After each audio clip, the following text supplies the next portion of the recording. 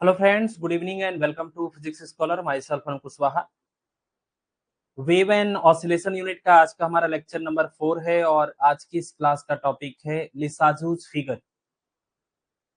तो आज की सिंगल क्लास के अंदर हम लिसाजूज फिगर का पूरा कॉन्सेप्ट समझेंगे और उसके ऊपर बेस्ड कुछ क्वेश्चंस को भी करेंगे ताकि आपका पूरा कंप्लीट ये लिसाजूज फिगर पूरी तरह से क्लियर हो जाए। ऐसे तो ये टॉपिक काफी इंपॉर्टेंट है, लेकिन एग्जाम में बहुत ज्यादा बार अभी इसके क्वेश्चन आए नहीं है, लेकिन ये फेमस है अपने आप में ये टॉपिक लिसाजूज फिगर। ठीक है, बहुत सारे लोग डरते भी हैं, बट इतना कोई डरने की बात नहीं है। आज की ये क्लास के बाद आपको लिसाजूज फिगर बहुत ही एक मॉडरेट टॉपिक लगेगा, कोई बहुत मुश्किल या बहुत आसान टॉपिक नहीं है ये। ठीक है, चलिए ऑडियो वीडियो क्लियर है तो क्लास को स्टार्ट किया जाए।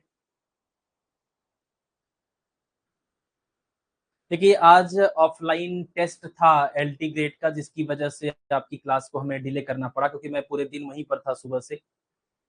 तो इस वजह से पहले से पता था कि ये क्लास डिले होगी, तो हमने सुबह ही आपको अपडेट कर दिया था कि ये 4 बजे से आज हम क्लास लेंगे।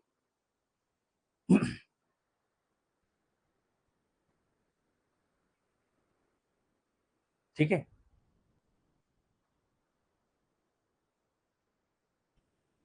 चलिए तो शुरू करते हैं। लिसाजूस फिगर टॉपिक हमारा है। सबसे पहले हम डिफिनीशन की बात करेंगे, लिसाजूस फिगर क्या होता है।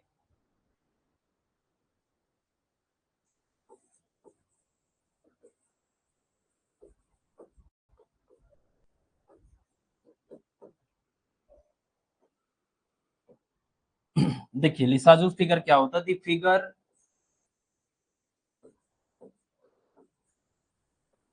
और curve which represents the resultant path of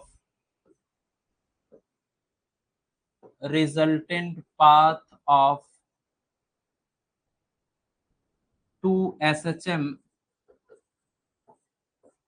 acting at right angle to each other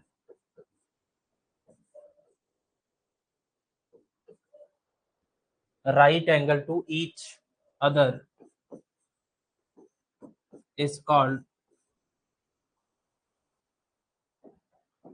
लिसाजूस figure.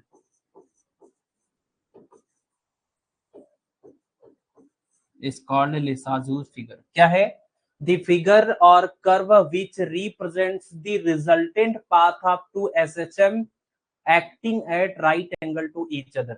मतलब अगर दो सिंपल हार्मोनिक मोशन हो, फॉर एग्जांपल आप मानिए ये कोई पार्टिकल है, इस पार्टिकल के पास जब कोई एसएचएम सिंपल हार्मोनिक मोशन पहुंचता है तो आपको पता है कि इस पार्टिकल के चलने का तरीका क्या होता है। इस मीन पोजीशन के ऊपर नीचे ऐसे ऐसे ऐसे ऐसे ये ऑसिलेट करेगा। यानी जब किसी एक पार्टिकल के पास में एक सिंगल एसएचएम या सरल आवर्त गति या तरंग वहां तक पहुंचती है तो पार्टिकल एक स्ट्रेट पाथ पर ऊपर नीचे पीरियोडिक मोशन या एसएचएम करना स्टार्ट करता है। और अगर इसी टाइम पर एक और यहाँ पर वेव आ जाए, एक और एसएचएम यहाँ पर आ जाए और ये एसएचएम और ये एसएचएम दोनों बिल्कुल परपेंडिकुलर हों, अगर ये एक्स डायरेक्शन में चलने वाला एसएचएम है और ये वाई डायरेक्शन में चलने वाला एसएचएम है और दोनों एसएचएम अगर इस पार्टिकल के पास पहुंच जाए तो अब ये पार्टिकल किस तरीके के पाथ पर चलेगा। अगर किसी पार्टिकल पर दो परपेंडिकुलर एसएचएम एक साथ पहुंच जाएं तो उस पार्टिकल का जो रिजल्टेंट पाथ होता है, जिस तरह के पाथ पर वो चलता है, उसी पाथ को अगर हम विजुअलाइज करें तो उसी को हम बोलते हैं क्या? लिसाजूस फिगर।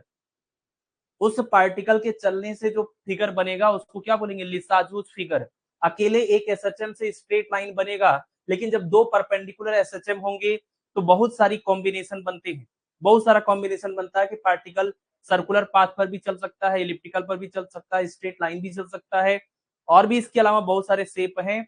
उन अलग अलग तरह के शेप यहाँ पर आपको मिलेंगे। तो वो डिपेंड करेगा कि आपका जो एसएचएम ये वाला है और ये वाला है, इनके एसएचएम का एम्पलीट्यूड क्या है, दोनों का एम्पलीट्यूड सेम है कि नहीं है। दोनों की फ्रीक्वेंसी सेम है कि नहीं है, दोनों के बीच का फेज डिफरेंस कितना, ये सारे फैक्टर डिसाइड करेंगे शेप ऑफ लिसाजूस फिगर, है ना।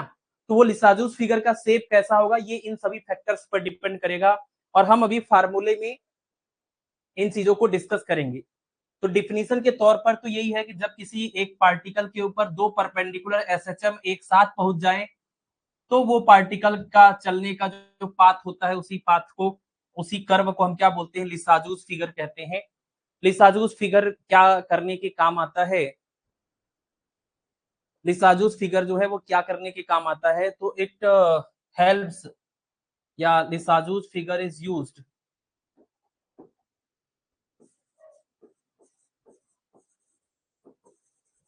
लिसाजूस figure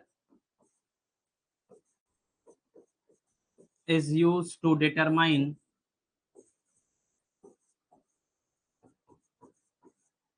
the ratio of time periods, of two vibration या टू एसएचएम, दो वाइब्रेशंस के टाइम पीरियड का रेशियो पता करने के लिए किया जाता है इसका इस्तेमाल, and to compare the frequencies of tuning fork. Tuning fork आप जानते हैं, ट्यूनिंग फोर्क की फ्रीक्वेंसीज को कंपेयर करने के लिए भी इसका इस्तेमाल किया जाता है। ये रही लिसाजूस फिगर के डिफिनीशन की बात, ठीक है। ये लिसाजूस फिगर के डिफिनीशन की बात हो गई। अभी आप देखिए, जो हम लिसाजूस फिगर यहाँ पर डिस्कस करने वाले हैं, उसमें हम ऐसे दो एसएचएम लेकर चलेंगे जिनके टाइम पीरियड का रेशियो 1:1 होगा और 1:2 होगा। हालांकि आप समझ सकते हैं कि जितने भी एसएचएम हैं भाई, किसी का कोई भी टाइम पीरियड या कोई भी फ्रीक्वेंसी हो सकती है, तो इनका जो रेशियो है वो 1:1 के अलावा बहुत सारी पॉसिबिलिटीज हैं, लेकिन वो सारी पॉसिबिलिटीज आपको नहीं पढ़नी है। ऐसे तो बहुत बड़ा ये सागर है अपने आप में ये टॉपिक। आपको पढ़ना है ऐसे दो परपेंडिकुलर एसएचएम का रिजल्टेंट कर्व या लिसाजूस फिगर जिनके टाइम पीरियड का रेशियो या तो 1:1 है या तो 1:2 है। सिर्फ ये दो केस आपको पढ़ना है, ठीक है। तो यहाँ पर हम दो केस जो डिस्कस करेंगे वो हम यहाँ पर लिख देते हैं। जब ऐसे दो एसएचएम की हम बात करेंगे जो बिल्कुल परपेंडिकुलर डायरेक्शन में से आएंगे किसी पार्टिकल पर एक साथ, और इनके टाइम पीरियड का रेशियो होगा 1:1, और दूसरा ऐसा केस हम लेंगे जिनके टाइम पीरियड का रेशियो क्या होगा, जिनके टाइम पीरियड का रेशियो होगा 1:2। हमें यही दो केस पढ़ना है, ठीक है। तो बारी बारी से हम डिस्कस करेंगे। 1:1 वाले जो दो एसएचएम हैं, दो परपेंडिकुलर एसएचएम होने चाहिए, तो इसके केस में देखते हैं क्या क्या होता है। तो सबसे पहला case number, Lissajous figure of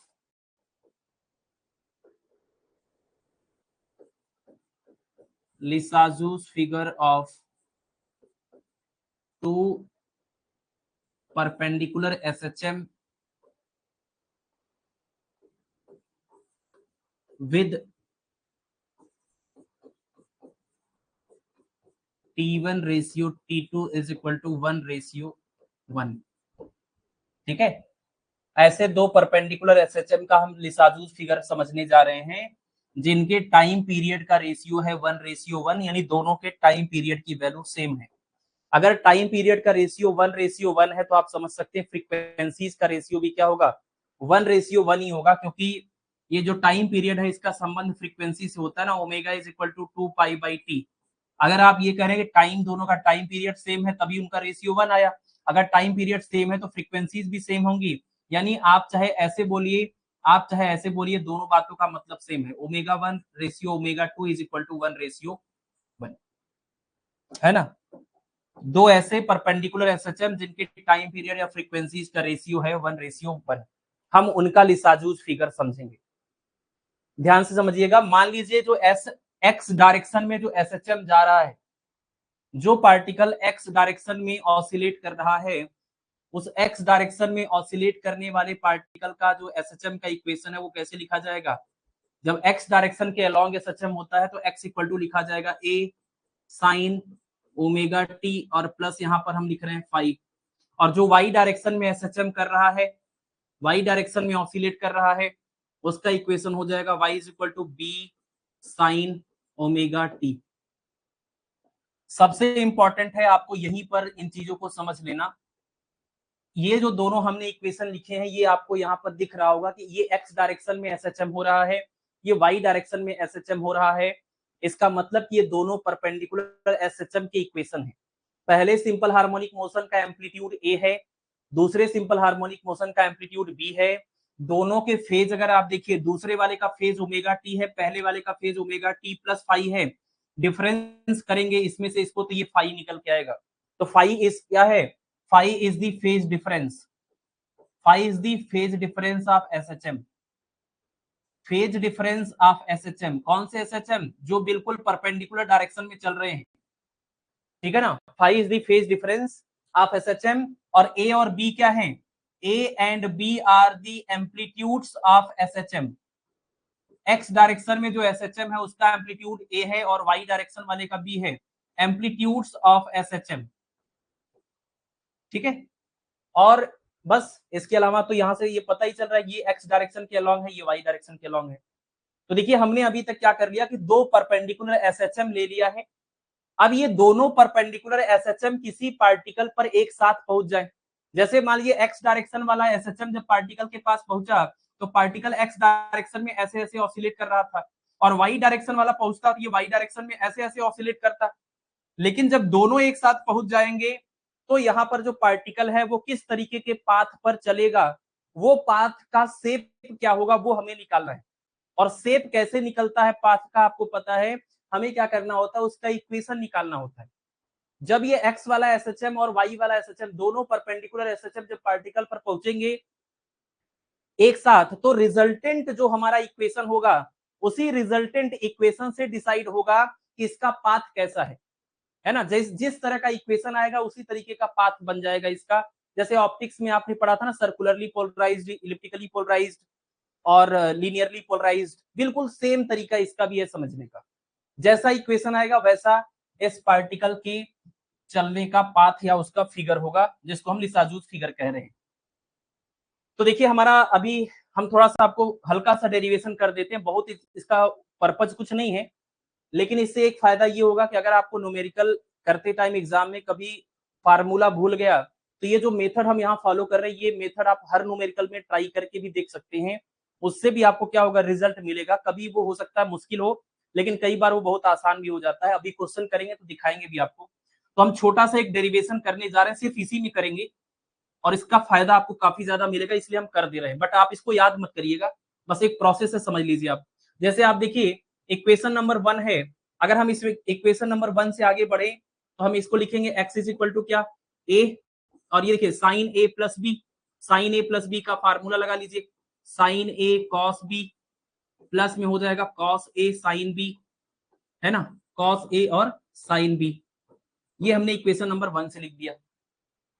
a को अंदर ले जाएंगे दोनों के साथ ये ऐड हो जाएगा, मतलब इसके साथ मल्टीप्लाई हो जाएगा। जो इक्वेशन नंबर 2 है जरा वहां से देखिए, यहां से हम क्या कर रहे हैं, हम b की अगर y equal to B cos sine omega t है, b साइन ओमेगा टी, हम यहाँ से क्या कर रहे हैं, साइन ओमेगा टी की वैल्यू अगर निकालें इक्वेशन नंबर 2 से, साइन ओमेगा टी की वैल्यू कितनी होगी, y अपान b। ये वैल्यू हम निकाल क्यों रहे हैं, क्योंकि हम अपने इस इक्वेशन नंबर 1 के अंदर जो साइन वाला टर्म आया और कॉस वाला टर्म आया वो रखना चाहते हैं। फेज डिफरेंस तो हमें सवाल में दिया जाएगा कितना फेज डिफरेंस है, पता रहेगा दोनों एसएचएम के बीच में फेज का डिफरेंस कितना है। बट ये साइन ओमेगा टी और कॉस ओमेगा टी का जो टर्म है उसको हम y के फॉर्म में रखना चाहते हैं, तो हम साइन ओमेगा टी अपने इस दूसरे इक्वेशन से निकालेंगे तो आएगा y अपान बी। और अगर साइन ओमेगा टी मिल गया तो हम कॉस ओमेगा टी भी निकाल लेंगे, sine square omega t plus cos square omega t equal to 1। तो cos omega t equal to कितना हो जाएगा, ये तो आपको पता है आइडेंटिटी, ये हो जाएगा 1 माइनस में साइन स्क्वायर ओमेगा टी, और फिर वही साइन ओमेगा टी की वैल्यू का स्क्वायर करके यहाँ रख लीजिए, तो आपको रूट के अंदर कितना मिल जाएगा, 1 माइनस में y अपान बी और इसका होल स्क्वायर मिल जाएगा, ठीक है। और यही वाली वैल्यू को आप एक काम करिए यहाँ पर रख दीजिए अपने इस इक्वेशन के अंदर। ये जो इक्वेशन बना था इसको एक नाम दे दीजिए इक्वेशन नंबर 3। तो हम इस इक्वेशन नंबर 3 के अंदर इस वाली वैल्यू को रखेंगे तो हमें क्या मिलेगा, x x इक्वल टू ये हो जाएगा x इक्वल टू ये a इधर मल्टीप्लाई भी करेगा तो a और cos फाई तो ठीक है आपको मिलेगा तो a लिख दिया हमने, cos फाई लिख दिया, उसके साथ में ये साइन ओमेगा टी जो है उसकी जगह पर मिलेगा y अपान बी, प्लस यहाँ पर मिलेगा cos ओमेगा टी जिसकी वैल्यू कितनी है, और ये a इसमें भी मल्टीप्लाई होगा, यानी a साइन फाई आपको यहाँ पर मिलेगा, और इनटू में क्या होगा cos ओमेगा टी की ये वाली वैल्यू स्क्वायर रूट के अंदर 1 माइनस में y स्क्वायर अपान बी, ये हो जाएगा क्या बी स्क्वायर। ठीक है, अब देखिए यहां पर हम क्या कर सकते हैं, इस वाले पूरे पार्ट को आप इस साइड लेके आइए, इस पूरे पार्ट को आप इस साइड लेके आइए तो क्या मिलेगा, ये आपको मिलेगा x, और देखिए यहाँ a और यहाँ a जो है ना दोनों a को कॉमन करके इधर ले आएंगे तो डिवाइड हो जाएगा, तो x अपान a बनेगा और माइनस में आएगा y अपान b और उसके साथ में आएगा cos phi is equal to यहाँ से a जा चुका है, ये साइन फाई बचा हुआ है, तो ये मिलेगा आपको साइन फाई और रूट के अंदर मिलेगा 1 माइनस में y स्क्वायर अपान में बी स्क्वायर। ठीक है, और आप इस इक्वेशन के दोनों साइड का होल स्क्वायर कर दीजिए, इस इक्वेशन के दोनों साइड का कर दीजिए क्या आप स्क्वायर, इसको मान लीजिए इक्वेशन नंबर 4, इक्वेशन नंबर 4 को स्क्वायर करिए तो देखिए क्या होगा, squaring both side, squaring both side, दोनों साइड का स्क्वायर करेंगे तो क्या होगा, दोनों साइड का स्क्वायर करिए, पहला आपका जो पार्ट है वो है x अपान ए minus y upon B cos phi, तो यहाँ पर लिखेंगे x अपान ए minus y upon B cos phi, इसका हम करेंगे whole square is equal to क्या हो जाएगा, यहाँ पर आपका है साइन फाई और अंडर रूट 1 माइनस में बी स्क्वायर, तो उसका स्क्वायर करेंगे तो साइन का हो जाएगा साइन स्क्वायर फाई, और जो रूट वाला पार्ट है वो रूट हट जाएगा, ब्रैकेट में आ जाएगा 1 माइनस में वाई स्क्वायर अपान में बी स्क्वायर।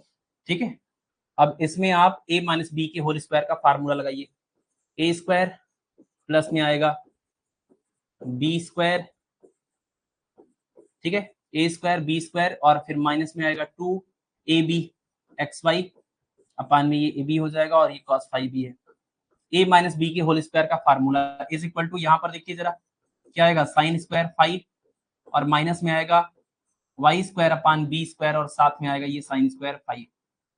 ठीक है, अब देखिए जरा y square upon B square cos square phi, y square upon B square sine square phi, ये माइनस वाला जो टर्म है वो जब इस साइड आएगा तो प्लस हो जाएगा, वाई स्क्वायर और बी स्क्वायर को कॉमन करेंगे तो sine square phi plus cos square phi 1 हो जाएगा, तो आपको मिलेगा x square upon a square plus y square upon B square और फिर माइनस में आएगा 2xy और अपान में ए बी और साथ में आएगा ये cos phi is equal to क्या बचेगा आपका ये साइन स्क्वायर फाई, क्योंकि ये जो पूरा पार्ट है वो इधर गया था, वाई स्क्वायर और बी स्क्वायर को कॉमन किया तो cos square phi plus sine square phi 1 हो गया था, सिर्फ ये वाला पार्ट यहाँ पर बचा, और ये जो रिजल्ट आया है आपका, अगर आपको क्वेश्चन को डायरेक्टली सॉल्व करना है और क्वेश्चन देख के आपको पता चल गया, कैसे पता चल गया, आपने क्वेश्चन जैसे ही देखा x का इक्वेशन y का इक्वेशन देखा, आपको पता चला t के साथ जो है वो फ्रीक्वेंसी होता है, अगर आपको दिख रहा है दोनों जगह पर फ्रीक्वेंसी सेम है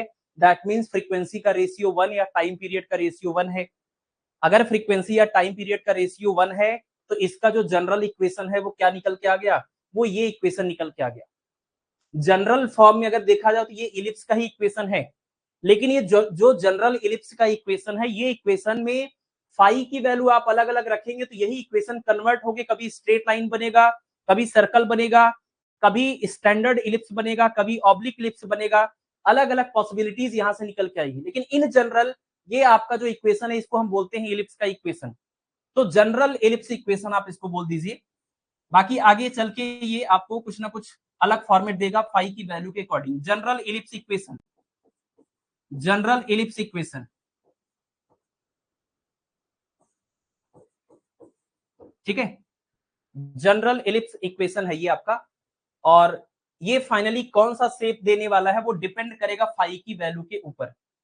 ठीक है, तो ये सवाल जो आपसे पूछा जाता है कि लिसाजूस फिगर का जो शेप है वो किसके ऊपर डिपेंड करता है, तो आप जरा इस फार्मूले को देखिए, लिसाजूस फिगर का जो शेप है वो इस बात पे भी डिपेंड करता है कि दोनों एसएचएम के फेज डिफरेंस की वैल्यू कितनी है, दोनों एसएचएम के एम्पलीट्यूड ए और बी की वैल्यू कितनी है, और ये फार्मूला कब आया है, ये तब आया है जब टाइम पीरियड या फ्रीक्वेंसी का रेशियो 1:1 हमने सेम फ्रीक्वेंसी या टाइम पीरियड लिया था तब आया है। यानी जो लिसाजूस फिगर का शेप होता है वो फेज डिफरेंस पर, एम्पलीट्यूड पर और टाइम पीरियड के रेशियो पर, इन तीनों फैक्टर के ऊपर डिपेंड करता है, यहां से पता चल रहा है। ठीक है, अभी आप बताइए कि इस इक्वेशन के डेरिवेशन में आपको कहीं से कोई दिक्कत लग रही है? ये हमने आपको सिर्फ इसलिए बता दिया है क्योंकि ऐसे बहुत सारे सवाल होंगे जहां आपका दिमाग काम ही नहीं करेगा, आपको फार्मूला नहीं याद आएगा, हो सकता है आपको ये याद ही ना हो, ये चीज नहीं याद हो, ऐसा बहुत नॉर्मल सी बात है क्योंकि टेढ़ा मेढ़ा इक्वेशन है। अगर ये कभी नहीं याद है और आपको यही पता करना है कि फाइनल लिसाजूस फिगर कैसा बन रहा है, तो आपको क्या करना है, जो भी कुछ यहाँ दिया जाएगा, पाई की कुछ वैल्यू दी जाएगी, 0, π/2, π/4, कुछ भी वैल्यू दिया जाएगा, इस वैल्यू को यहाँ पर रखिएगा, साइन ए प्लस बी का फार्मूला लगाइए, फिर दोनों इक्वेशन को मर्ज करना है। मर्ज करने के लिए जो यहाँ पर एक टर्म ही टाइम वाला मिलेगा, वो टाइम वाला टर्म यहाँ से निकालना है और इसको उसमें रख देना है, तो एक कंबाइंड इक्वेशन बनेगा। वो कंबाइंड इक्वेशन को देख करके आप बता देंगे इलिप्स बना है कि सर्कल बना है कि स्ट्रेट लाइन बना है। यानी लिसाजूस फिगर के लिए सच देखा जाए तो जरूरी नहीं है कि आप ये फार्मूले याद भी करें, लेकिन इससे क्या होता है बहुत स्पीड आपकी बढ़ जाती है, चीजें अगर याद रहे तो टाइम सेव होगा, तुरंत आपका आंसर आ जाएगा। मतलब आपको दिमाग नहीं लगाना, अगर टाइम पीरियड का रेशियो 1 है, तुरंत ये जनरल फार्मूले में ए की वैल्यू, बी की वैल्यू और फाई की वैल्यू रखिए, इक्वेशन से पता चल जाएगा कि किस तरह का लिसाजूस फिगर का शेप होने वाला है। और अगर आप ये नहीं याद करते हैं तो थोड़ा सा मेहनत करना होगा, आपको ये प्रोसेस से गुजरना होगा, हर बार ये प्रोसेस से गुजरना होगा सवाल में, फिर आपको पता चलेगा। तो दोनों ऑप्शन आप अपने पास रखिए, जैसा आपको ठीक लगे। ठीक है, चलिए आगे बढ़े।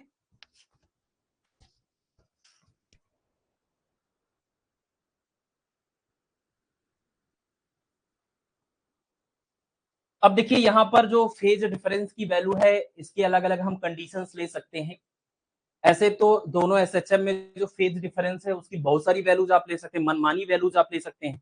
आप ले लीजिए 0, फिर उसके बाद π/6, π/4, π/3, 2π/4, 2π/3, ऐसे दुनिया भर की वैल्यूज आप ले सकते हैं और दुनिया भर के आपको अलग अलग केसेस देखने को मिलेंगे।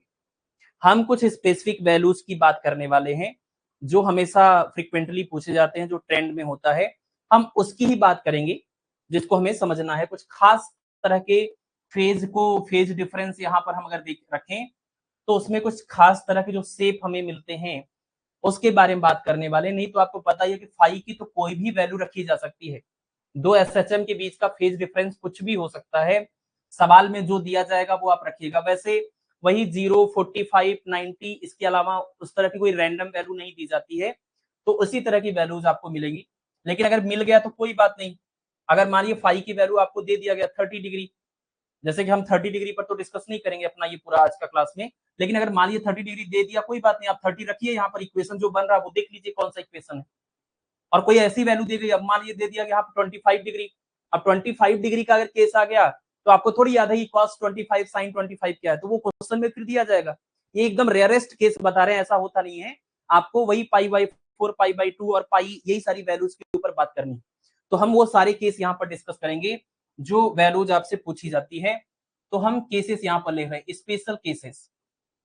इन जनरल तो हमें इलिप्स का इक्वेशन मिला, लेकिन हम स्पेशल केसेस की बात करेंगे कि फेज डिफरेंस की अगर हम स्पेसिफिक वैल्यूज रखें तो ये शेप हमारा कैसा हो सकता है। तो सबसे पहला केस आप देखिए, when phi is equal to 0, phi is equal to 0 मतलब दोनों एसएचएम जो हैं वो सेम फेज में हैं।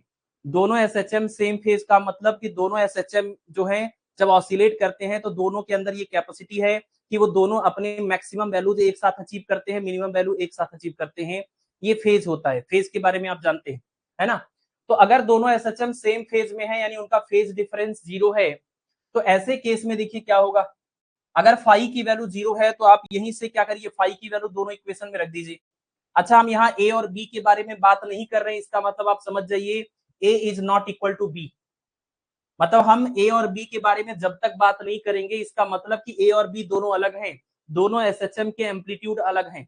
अगर सेम होंगे तो हम स्पेसिफिकली लिखेंगे ए इक्वल टू बी, जब तक नहीं लिख रहे हैं तो इसीलिए ये ए और बी क्या है, डिफरेंट हैं। तो when phi is equal to 0 का मतलब phi equal to 0 and a is not equal to b. अब बार बार हमें वो लिखने की जरूरत नहीं है, a is not equal to b, वो ऑटोमेटिकली आप समझ लीजिए a is not equal to B.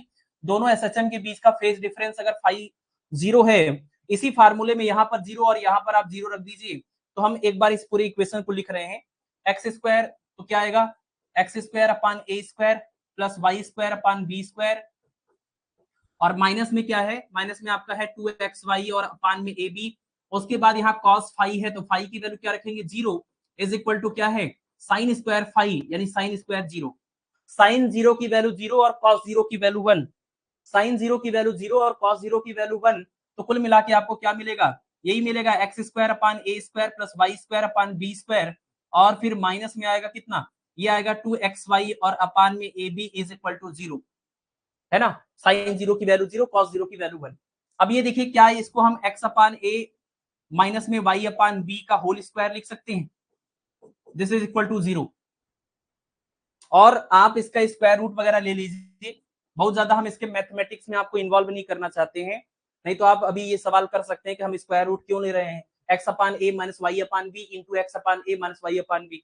ये दो स्ट्रेट लाइन का कंबाइंड इक्वेशन है, ये दो ऐसे स्ट्रेट लाइन का इक्वेशन है जो आपस में कोइंसाइड कर रहे हैं, दोनों स्ट्रेट लाइन का इक्वेशन है एक्स अपान ए माइनस वाई अपान बी, ठीक है। बट हम आपको सिंपल एकदम ले जाने के लिए उन चीजों के अंदर नहीं ले जा रहे हैं, एक्स अपान ए माइनस में y upon b is equal to 0। तो आप देखिए जरा, वाई अपान बी को इस साइड ले जाएंगे प्लस हो जाएगा, बी को मल्टीप्लाई करेंगे तो वाई इक्वल टू क्या मिलेगा, आपको मिलेगा बी अपान ए इंटू में एक्स।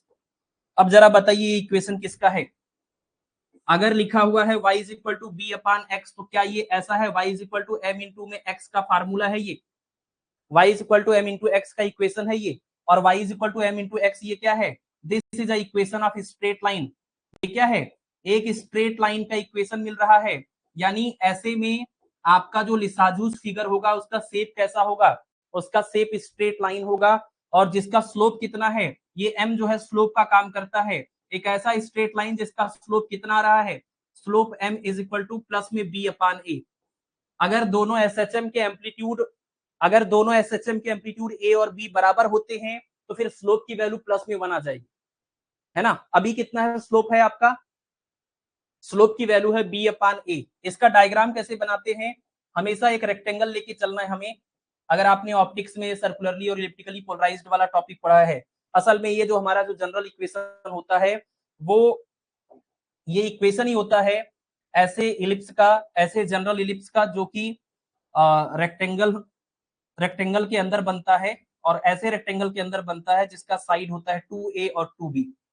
मेजर एक्सिस 2a और माइनर एक्सिस 2b होता है, अगर ये 2a है तो ये a हो जाएगा, और ये 2b है तो ये b हो जाएगा। इसके अंदर ही आपका इलिप्स बनेगा, ये वो जनरल इलिप्स का इक्वेशन है। अब यही इलिप्स हमारा क्या कन्वर्ट होकर के बन चुका है, ये बन चुका है स्ट्रेट लाइन, और रेक्टेंगल वही वाला है पुराना। इसका लेंथ आपका कितना है, इसका लेंथ है आपका a, और इसका लेंथ कितना है, इसका लेंथ है आपका b। तो एक ऐसा स्ट्रेट लाइन आपको बनाना है जिसका y इक्वल टू ये एम एक्स है, तो m मतलब स्लोप की वैल्यू, स्लोप मतलब tan थीटा होता है, परपेंडिकुलर अपान बेस जो होता है उसी को स्लोप बोलते हैं। यानी आपका जो स्ट्रेट लाइन बनेगा वो देखिए ये वाला स्ट्रेट लाइन बनेगा, ये स्ट्रेट लाइन आपका बनेगा यहाँ पर, ये जो इक्वेशन है वो इस वाले स्ट्रेट लाइन का है, यहाँ पर ये थीटा है, ये आपका साइड जो है ये b है क्योंकि टोटल 2b था, और ये साइड आपका a है क्योंकि टोटल कितना था, a था। अगर आप यहाँ से आप स्लोप निकालेंगे, इस वाली स्ट्रेट लाइन का स्लोप निकालेंगे तो स्लोप बराबर होता है tan थीटा, tan थीटा बराबर होता है परपेंडिकुलर अपान बेस, यानी कितना आएगा b अपान में, है ना। ये वाली स्ट्रेट लाइन आपको मिलेगी, मतलब आपका जो पार्टिकल है जिस पर दो परपेंडिकुलर एसएचएम एक साथ पहुंचे, और दोनों एसएचएम जो थे उनका फेज डिफरेंस 0 था, तो उन दोनों एसएचएम के एक साथ पहुंचने पर पार्टिकल इस तरह के पाथ के ऊपर ऐसे एसएचएम करेगा, ऑब्लिक डायरेक्शन में एक स्ट्रेट पाथ के ऊपर। आपका पार्टिकल यहां पर ऐसे ऐसे एसएचएम कर रहा है, ठीक है। ये आपका पहला केस हो गया, ये आपका पहला केस हो गया। ऐसे ही हम बारी बारी से सभी केसेस को डिस्कस करेंगे। तो केस नंबर 1, जब फेज डिफरेंस आपका हो 0, फाई की वैल्यू कितनी हो, 0 हो। और ये कौन सा केस डिस्कस कर रहे हैं, ये वो केस है जिसमें दोनों एसएचएम का टाइम पीरियड जो है उसका रेशियो कितना है, वैल्यू कुछ भी हो, रेशियो कितना है, 1:1। वैल्यू 1 नहीं, रेशियो 1:1, मतलब वैल्यू 4:4 हो सकता है, 3:3 हो सकता है, 6:6 हो सकता है, लेकिन रेशियो तो 1 आएगा, 1:1। तो ये वो केस है। अब केस नंबर 2 देखिए, case number 2, when phi is equal to 0 के बाद नेक्स्ट हमारा है पाई बाई 4। π/4। इसमें हम π/4 का डिफरेंस लेकर के आगे बढ़ेंगे और अगले वाले में जब डिस्कस करेंगे तो π/2 का डिफरेंस लेके बढ़ेंगे, क्योंकि इसमें जैसे 0 से π/4 पर गए तो कुछ स्पेशल मिलेगा, इसलिए हम यहाँ बात कर रहे हैं। अगर कुछ स्पेशल ना मिलता तो इसको भी छोड़ देते हम।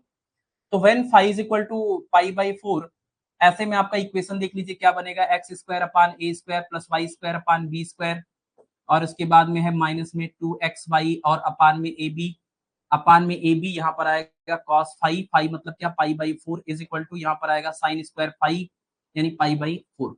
वैल्यू पुट करिए तो आपको मिलेगा x² / a² plus y² / b², और यहाँ पर आएगा cos π/4। आपको पता है cos 45 की वैल्यू कितनी 1/√2, 1/√2 से इसको डिवाइड करेंगे तो यहाँ √2 बचेगा, माइनस में आएगा √2xy और अपान में आएगा ab, और इज इक्वल टू यहाँ पर कितना हो जाएगा, ये आपका 1/√2 है जिसका स्क्वायर करने पर आएगा 1/2। आपको पता है ये इक्वेशन किसका होता है, इस तरह का इक्वेशन जिसमें x² भी है y² भी है और xy का टर्म भी है, इस वाले इक्वेशन को हम बोलते हैं this is the equation of oblique ellipse. Oblique ellipse का मतलब ये वो इलिप्स है जिसके एक्सिस, ये वो इलिप्स है जिसका एक्सिस जो है वो एक्स एक्सिस और वाई एक्सिस के साथ कॉइंसाइड नहीं करता है, टेढ़ा होता है इसका एक्सिस, ऑब्लिक इलिप्स बोलते हैं इसको, है ना। तो अब आप इस बात को याद कर लीजिए, आज के बाद से जब भी आपका कोई लेसाजूस फिगर का न्यूमेरिकल आया और आपने फार्मूला वगैरह नहीं याद है, करते करते आपका कंबाइंड इक्वेशन इस फॉर्मेट का कहीं आ गया, यहाँ माइनस यहाँ प्लस कुछ भी हो, लेकिन एक्स का स्क्वायर है, वाई का स्क्वायर है, एक्स वाई है, ये कुल मिला के क्या बन गया, ऑब्लिक इलिप्स, ऐसे आप याद कर लीजिए। तो ये जो ऑब्लिक इलिप्स है इसका आप इक्वेशन जब बनाएंगे, ग्राफ बनाएंगे, तो इसका ग्राफ कैसा होता है, इसका ऐसे होता है, वही रेक्टेंगल लेना है, और यहाँ पर हम अगर ए और बी की बात नहीं कर रहे हैं, इसका मतलब ए और बी इक्वल नहीं है, ए बड़ा है और बी छोटा है। मेजर एक्सिस आपका 2a है और माइनर एक्सिस आपका 2b है, तो सेमी मेजर एक्सिस कितना हो जाएगा, ए हो जाएगा, ये सेमी मेजर एक्सिस आपका ए हो जाएगा, और सेमी माइनर एक्सिस आपका कितना हो जाएगा, ये आपका बी हो जाएगा। ये जो ऑब्लिक इलिप्स है इसका आप जैसे एग्जैक्टली ग्राफ बनाने की कोशिश करेंगे तो आपको क्या करना होगा, y की वैल्यू 0 करके x की वैल्यू निकालिए। फॉर एग्जाम्पल आपको अगर पॉइंट वगैरह पता करना है कि ग्राफ कहाँ से स्टार्ट होगा, कैसा जाएगा, अगर उन चीजों में इन्वॉल्व होना चाहते हैं तो आप x की अलग अलग वैल्यू रख करके y की अलग अलग वैल्यू निकालिए, आपको बहुत सारे पॉइंट मिलेंगे, उन सबको मिलाएंगे, ट्रेस करता हुआ आपका एक डायग्राम बन जाएगा। लेकिन अभी आप याद करें तो ज्यादा बेटर होगा, आपको उतने अंदर जाने की जरूरत नहीं है। जैसे आप y की वैल्यू 0 कर देंगे तो ये 0 सब हो जाएगा, x की वैल्यू कितनी आएगी, a/2, x की वैल्यू क्या हो जाएगी, a/2, तो मतलब यहाँ ये आपका ओरिजिन है, यहाँ से a/2 यहाँ पर जाएंगे तो यहाँ पर आपको मिलेगा पॉइंट, ग्राफ आपका यहीं से स्टार्ट होगा, जब y की वैल्यू 0 होगी तो x की ये वैल्यू होगी, तो कुछ इस तरह से आपका ये इलिप्स बनेगा। तो ये वाला जो आपका इलिप्स है, ऑब्लिक इलिप्स है, इसका ग्राफ कुछ इस टाइप से बनता है, इस तरह का इलिप्स बनता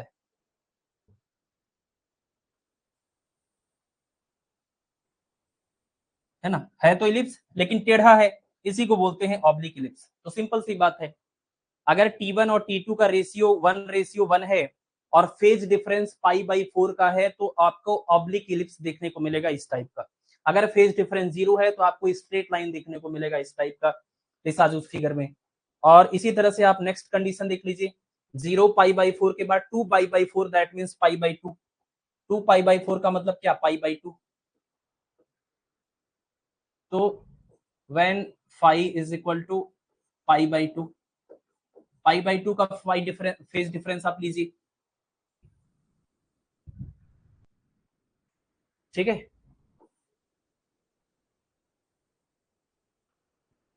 तो इस केस में आपको क्या मिलेगा, यहाँ पर देखिए मिलेगा आपको x² / a² plus y² / b², और फिर आएगा माइनस में 2xy / ab, और सामने ये cos फाई है तो cos π/2 लिखिए, is equal to sine square phi, phi की वैल्यू कितनी है π/2, साइन 90 की वैल्यू 1 और cos 90 की वैल्यू 0, ये पूरा 0 हो जाएगा, आपको मिलेगा x² / a² plus y² / b² is equal to यहाँ पर आएगा 1। तो ये क्या बन गया, ये बन गया आपका स्टैंडर्ड इलिप्स। इसको ऑब्लिक इलिप्स नहीं बोलेंगे, ये तो आपका स्टैंडर्ड इलिप्स है जिसका सेमी मेजर एक्सिस ए है, जिसका सेमी माइनर एक्सिस कितना है, बी है। ये वो वाला इलिप्स आपको यहाँ पर मिलने वाला है, इसको क्या बोलेंगे, स्टैंडर्ड इलिप्स। एक्सिस में वो एक्स और वाई एक्सिस कोऑर्डिनेट एक्सिस के साथ ओवरलैप करेंगे। स्टैंडर्ड इलिप्स का इक्वेशन आपको मिल गया। और इसका अगर आप डायग्राम बनाना चाहें तो इसका डायग्राम कैसा बनेगा स्टैंडर्ड इलिप्स का?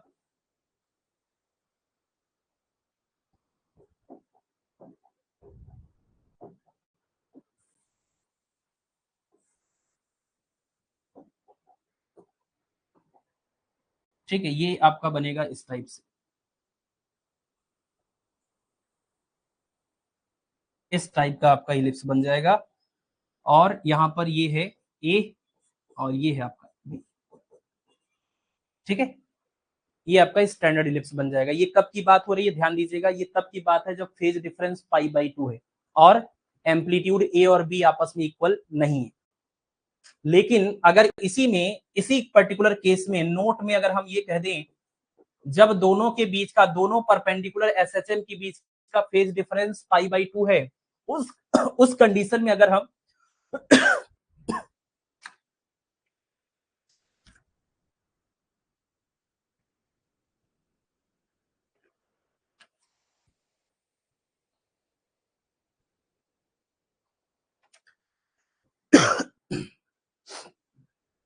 उस कंडीशन में अगर हम क्या करें, जब फेज डिफरेंस π/2 है, उस कंडीशन में अगर हम क्या ले लें कि A is equal to b. अब देखिए हम ये पहली बार ऐसा बोल रहे हैं कि A और B आपस में इक्वल हो तब। अगर कंडीशन यही है फेज डिफरेंस का, यानी हम यहां पर बल्कि दोनों ही लिख देते हैं when phi is equal to π/2, तो π/2 मतलब दोनों एसएचएम के बीच का फेज डिफरेंस 90 डिग्री हो, तो हमें इक्वेशन तो ये वाला मिलेगा इलिप्स का। लेकिन यही इलिप्स सर्कल में कन्वर्ट हो जाएगा जब हम ये बोल देंगे कि हमारे दोनों जो एसएचएम थे उनके एम्पलीट्यूड क्या थे, उनके एम्पलीट्यूड आपस में इक्वल थे, ए और बी इक्वल था। अभी तक हमने जब तक ए और बी की बारे में बात नहीं किया, इसका मतलब कि दोनों इक्वल नहीं थे। ये पहली बार है जब ए और बी हम इक्वल ले रहे हैं। तो अब आप देखिए, अगर ये ए और बी यहाँ पर इक्वल आप कर देते हैं तो आपका यही इक्वेशन कन्वर्ट हो जाएगा x square upon a square plus में वाई स्क्वायर अपान में बी स्क्वायर। बी की जगह पर क्या लिखना, ए लिखना है, तो बी स्क्वायर की जगह पर ए स्क्वायर लिख देंगे। बी और ए इक्वल ही है, इज इक्वल टू यहाँ पर 1, ये ए स्क्वायर इधर चला जाएगा तो आपको मिलेगा x square plus y square बराबर ए स्क्वायर। ये एक ऐसे सर्कल का इक्वेशन है जिसका सेंटर ओरिजिन पर है और जिसका रेडियस ए के बराबर है। तो ये सर्कल बन गया, ये क्या बन गया, सर्कल बन गया। यानी इलिप्स और सर्कल का केस एक ही होता है, बस सर्कल में और इलिप्स में इतना ही डिफरेंस है, ए और बी इक्वल होना चाहिए। तो इस कंडीशन में अगर आप यही डायग्राम बनाएंगे तो सब कुछ तो ठीक ही है। जो यहाँ ए और बी की लंबाई थी, यहाँ ए ज्यादा था बी कम था, अब दोनों को बराबर कर देंगे तो प्रॉपर परफेक्ट सर्कल दिखेगा। आपको क्या दिखेगा, परफेक्ट सर्कल दिखेगा। तो हम परफेक्ट सर्कल पहले बना देते हैं, फिर उसके ऊपर से दिखा देते हैं अपना ये रेक्टेंगुलर, नहीं रेक्टेंगुलर नहीं, स्क्वायर चाहिए। इस बार तो स्क्वायर बन जाएगा ना, ये ए और बी इक्वल है तो रेक्टेंगल स्क्वायर में कन्वर्ट हो जाएगा।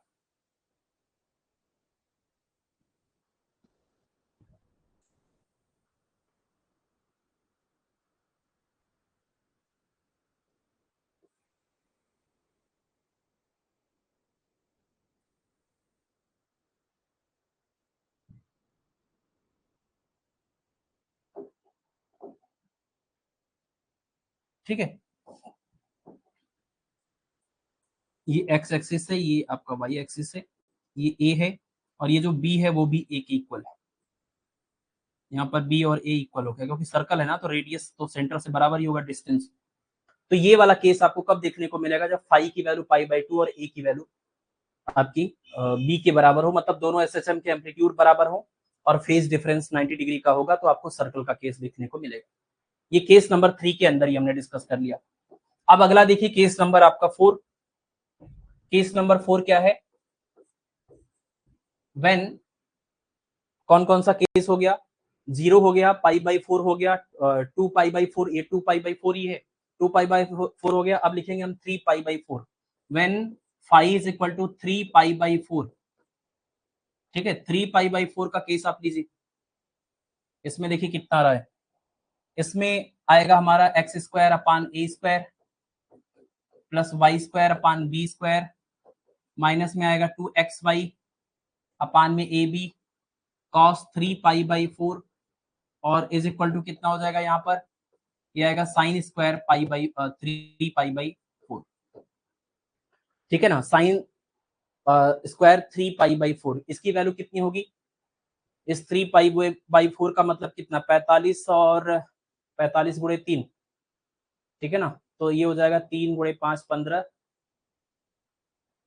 12 और 1 13, 135 डिग्री। तो 135 को आप कितना लिख सकते हैं, 180 माइनस में 45, 180 माइनस में 45 करेंगे तो 180 का 180 रहेगा, और cos 45 कितना हो जाएगा, cos 45 की वैल्यू हो जाएगी आपकी 1/√2, ठीक है। और ये 180 माइनस में 45 किस में पड़ेगा, ये आपका पड़ेगा सेकंड वाले में, तो निगेटिव आएगा, यानी ये माइनस आएगा 1, अब माइनस में आएगा कितना, माइनस में आएगा 1/√2, माइनस में 1/√2 क्या होगा, ये प्लस कर देगा, √2 से इसको कैंसिल कर देंगे, तो आपको यहाँ से मिलेगा x square upon a square, और प्लस में मिलेगा आपको y स्क्वायर अपान में b स्क्वायर, और ये माइनस में 1/√2 की वजह से ये प्लस बन जाएगा, और √2 भी आ जाएगा, यहाँ पर आएगा आपका xy और अपान में ab, यहाँ पर भी वही आएगा 1/√2, लेकिन उसका स्क्वायर करने के बाद क्या बन जाएगा, 1/2 बन जाएगा, ठीक है।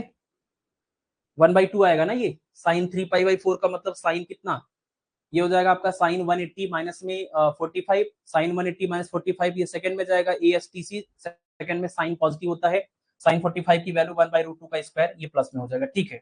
ये बिल्कुल वही वाला इक्वेशन आ गया जो आपका पाई/4 वाले केस में मिला था। आप देख लीजिए, जो पाई/4 वाले केस में इक्वेशन मिला था, बिल्कुल एग्जैक्ट वही इक्वेशन है, ये सिर्फ माइनस प्लस का डिफरेंस है, यही सेम इक्वेशन मिला है, यहाँ माइनस की जगह पर क्या हो गया है, ये प्लस हो गया। तो ये किसका इक्वेशन है, ये इक्वेशन है, इसको हम बोलते हैं ऑब्लिक इलिप्स, ये ऑब्लिक इलिप्स का इक्वेशन है, ठीक है। और इसका अगर आप ग्राफ बनाएंगे, इस बार का ऑब्लिक इलिप्स जो है पिछले वाले ऑब्लिक इलिप्स से डिफरेंट है, तो इस बार का ऑब्लिक इलिप्स आपका इस तरह का होगा,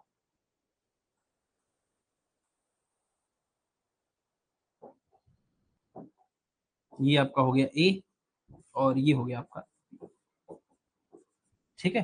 तो x square y square x y का जो टर्म आ रहा है, इससे मिलेगा आपको ऑब्लिक इलिप्स।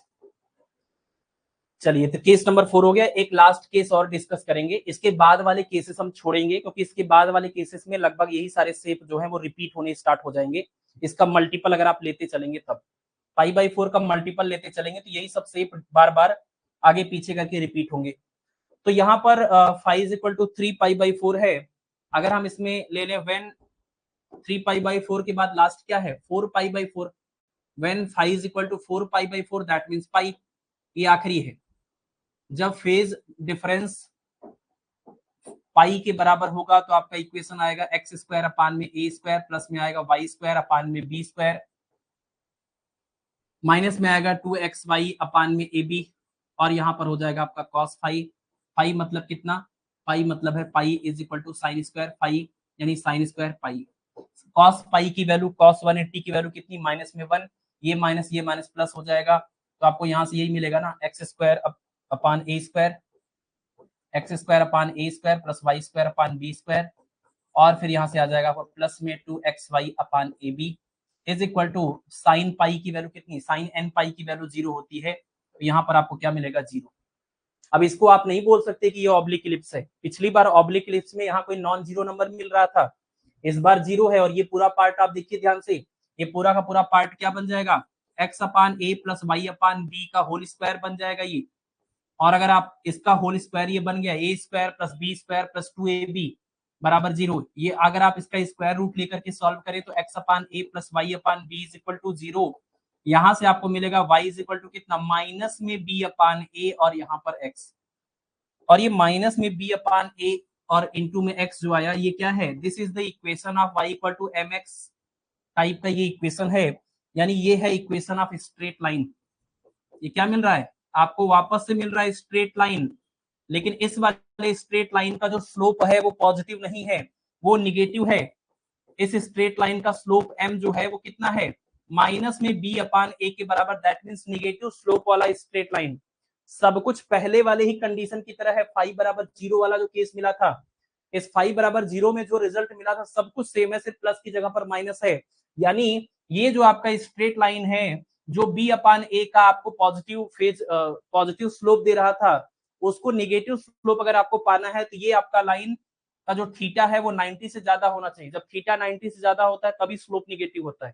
यहाँ पर थीटा जो है वो 90 से कम था, तो यानी ये आपका स्ट्रेट लाइन ऐसे पास होगा तो थीटा की वैल्यू 90 से ज्यादा हो जाएगी, और ऐसे वाले इक्वेशन के अंदर स्ट्रेट लाइन के अंदर स्लोप निकालेंगे तो माइनस में बी अपान ए आएगा। यानी इस वाले स्ट्रेट लाइन को अगर हम यहाँ पर डायग्राम में शो करें तो ये ऐसे बनेगा।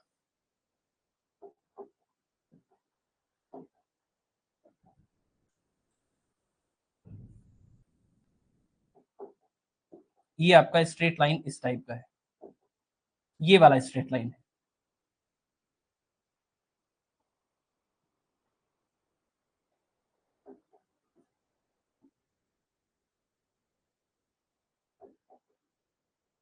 ठीक है, और ये आपको पता है ये यहाँ से लेकर के यहाँ तक की जो लेंथ है वो ए है, और ये ऊपर बी है। ये यहाँ पर भी जो डिस्टेंस होगा वो बी के बराबर होगा, लेकिन आपको पता ही है ये नीचे वाले डायरेक्शन में जाएगा तो निगेटिव हो जाएगा। अगर ये प्लस में बी है तो ये माइनस में बी बोला जाएगा, ये प्लस में ए है तो माइनस में ए बोला जाएगा। अब आप बताइए, अगर ये एंगल थीटा है, अगर ये एंगल क्या है, थीटा है, तो यहाँ से अगर आप टेन थीटा निकालेंगे तो आएगा टेन थीटा बराबर परपेंडिकुलर अपान बेस माइनस में बी अपान में ए, और वही टेन थीटा को स्लोप बोलते हैं। तो ये नेगेटिव स्लोप आपको दे रहा है, straight line with negative slope minus में बी अपान ए। ठीक है, तो ये 5 केसेस आपको ध्यान रखना है जब दोनों एसएचएम के टाइम पीरियड का रेशियो 1 होगा। हम एक बार रीकैप करके फिर आपको अगला केस बताते हैं, फिर न्यूमेरिकल के ऊपर आते हैं। इसको रीकैप कर रहे हैं। पहली बात तो ये सब जो भी हमने किया है ये याद रखने की जरूरत नहीं है, फार्मूला भूल जाएगा तो इसी प्रोसेस से गुजरना पड़ेगा। यही सब कुछ करते हुए आपके आपके आंसर्स भी आएंगे, तो इसको तो आप छोड़ ही दीजिए। तो ये पहला आपका एसएचएम का इक्वेशन, दूसरा एसएचएम का इक्वेशन, दोनों के एम्पलीट्यूड ए और बी है, इनके फ्रीक्वेंसी सेम है, यानी टाइम पीरियड का रेशियो 1 आएगा। और यहाँ पर ये क्या है, फेज डिफरेंस 5 है, तो हमने उसका कंबाइंड इक्वेशन निकाला तो हमें इस तरह का इक्वेशन मिला, x square upon a square plus y square upon B square minus 2 x y a b cos phi बराबर साइन स्क्वायर फाइव। ये आप चाहे तो याद कर सकते हैं, इससे आपको हेल्प बहुत मिलेगी। अब इसमें हमने कंडीशन लिया कि अगर एसएचएम के बीच का फेज डिफरेंस टाइम पीरियड का रेशियो 1 और फेज डिफरेंस की वैल्यू अगर 0 है तो आपको क्या मिलेगा, एक स्ट्रेट लाइन मिलेगा पॉजिटिव स्लोप वाला। अगर फेज डिफरेंस पाई बाई 4 है तो आपको एक ऑब्लिक इलिप्स मिलेगा। अगर फेज डिफरेंस पाई बाई 2 है तो आपको एक स्टैंडर्ड इलिप्स मिलेगा। लेकिन अगर फेज डिफरेंस पाई बाई 2 हो और एम्पलीट्यूड भी बराबर हो जाए तो आपको सर्कल मिलेगा। अगर फेज डिफरेंस 3 पाई बाई 4 हो तो वापस से आपको वही पाई बाई 4 वाला केस जो था ऑब्लिक इलिप्स इस टाइप का, वो इस टाइप का ऑब्लिक इलिप्स हो जाएगा। और अगर फेज डिफरेंस पाई हो जाए तो वही आपको जो आपने जीरो वाले केस में आपको स्ट्रेट लाइन मिला था विद पॉजिटिव स्लोप, वही मिल जाएगा straight line with negative slope.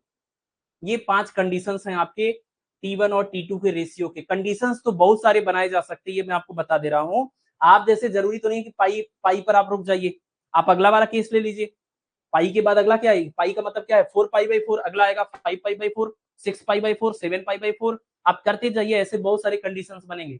लेकिन जो शेप आपको इन सभी मल्टीपल के केस में शेप मिलेंगे, यही स्ट्रेट लाइन या यही ऑब्लिक इलिप्स या यही सर्कल, यही स्टैंडर्ड इलिप्स, यही सब आपको बार बार रिपीट होते हुए मिलने वाले हैं।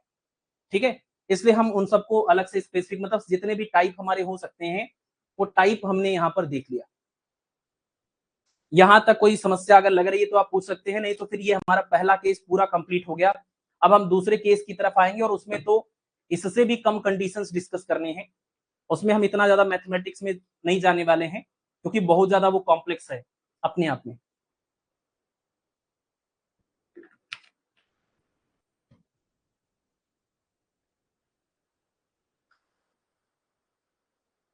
आगे बढ़े, एक केस और पढ़ना है हमें जब टाइम पीरियड का रेशियो 1:2 का होगा।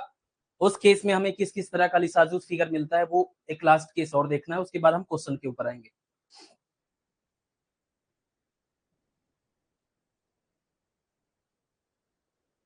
चलिए ठीक है, फिर हम आते हैं अपने केस नंबर 2 पर। केस नंबर 2 क्या है, Lissajous figure, Lissajous figure of two perpendicular SHM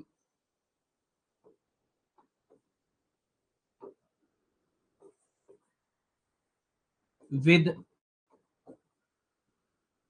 T1 ratio T2, T1 ratio T2। अब आप एक बात जरूर ध्यान रखिएगा कि हम जो ये जनरल इक्वेशन हमने पीछे आपको बताया कि आप जनरल इक्वेशन ये वाला याद कर सकते हैं, तो आपके पास बहुत ज्यादा फ्रीडम नहीं है। ये तभी आप इस्तेमाल कर सकते हैं जब टाइम पीरियड का रेशियो 1:1 या फ्रीक्वेंसी का रेशियो भी 1:1 है तब। इसी तरह से हम इसका भी जनरल इक्वेशन लिखने जा रहे हैं, तो ऐसा नहीं है कि आप कभी भी उस जनरल इक्वेशन को आप इस्तेमाल करिए, ऐसा नहीं करना है। तो मान लीजिए कि हमारे दो परपेंडिकुलर एसएचएम हम ऐसे ले रहे हैं जिसके टाइम पीरियड का जो रेशियो है वो कितना है, वो है 1:2। अगर टाइम पीरियड का रेशियो है 1:2, तो इनकी फ्रीक्वेंसीज का रेशियो क्या होगा, ω1:ω2 करेंगे तो फ्रीक्वेंसी और टाइम पीरियड बिल्कुल उल्टे होते हैं। तो यहाँ पर इसका रेशियो कितना आएगा, 2:1।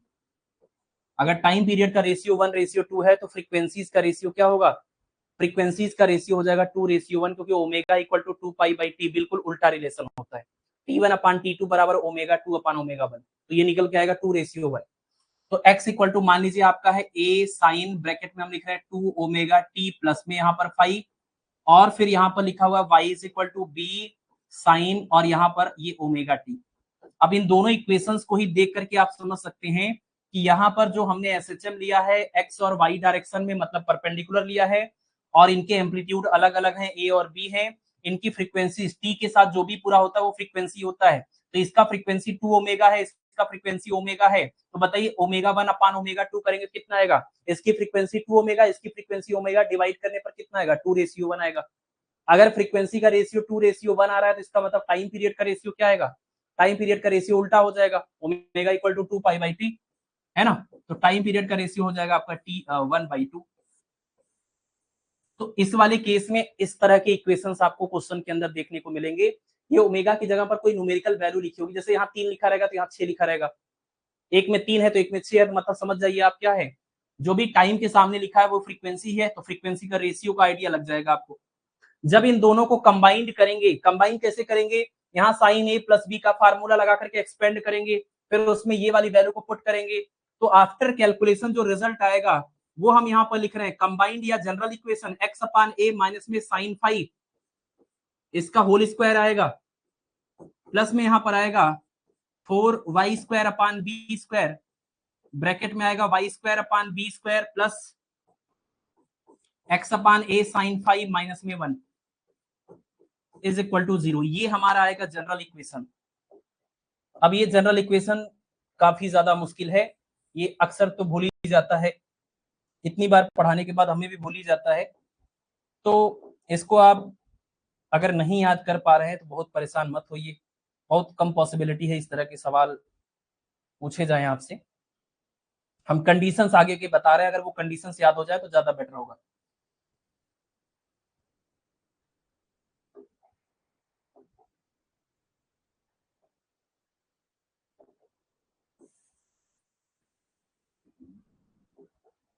ठीक है, ये आपका जनरल इक्वेशन हुआ, इन दोनों को कंबाइन करने के बाद ये इक्वेशन आपको मिलेगा।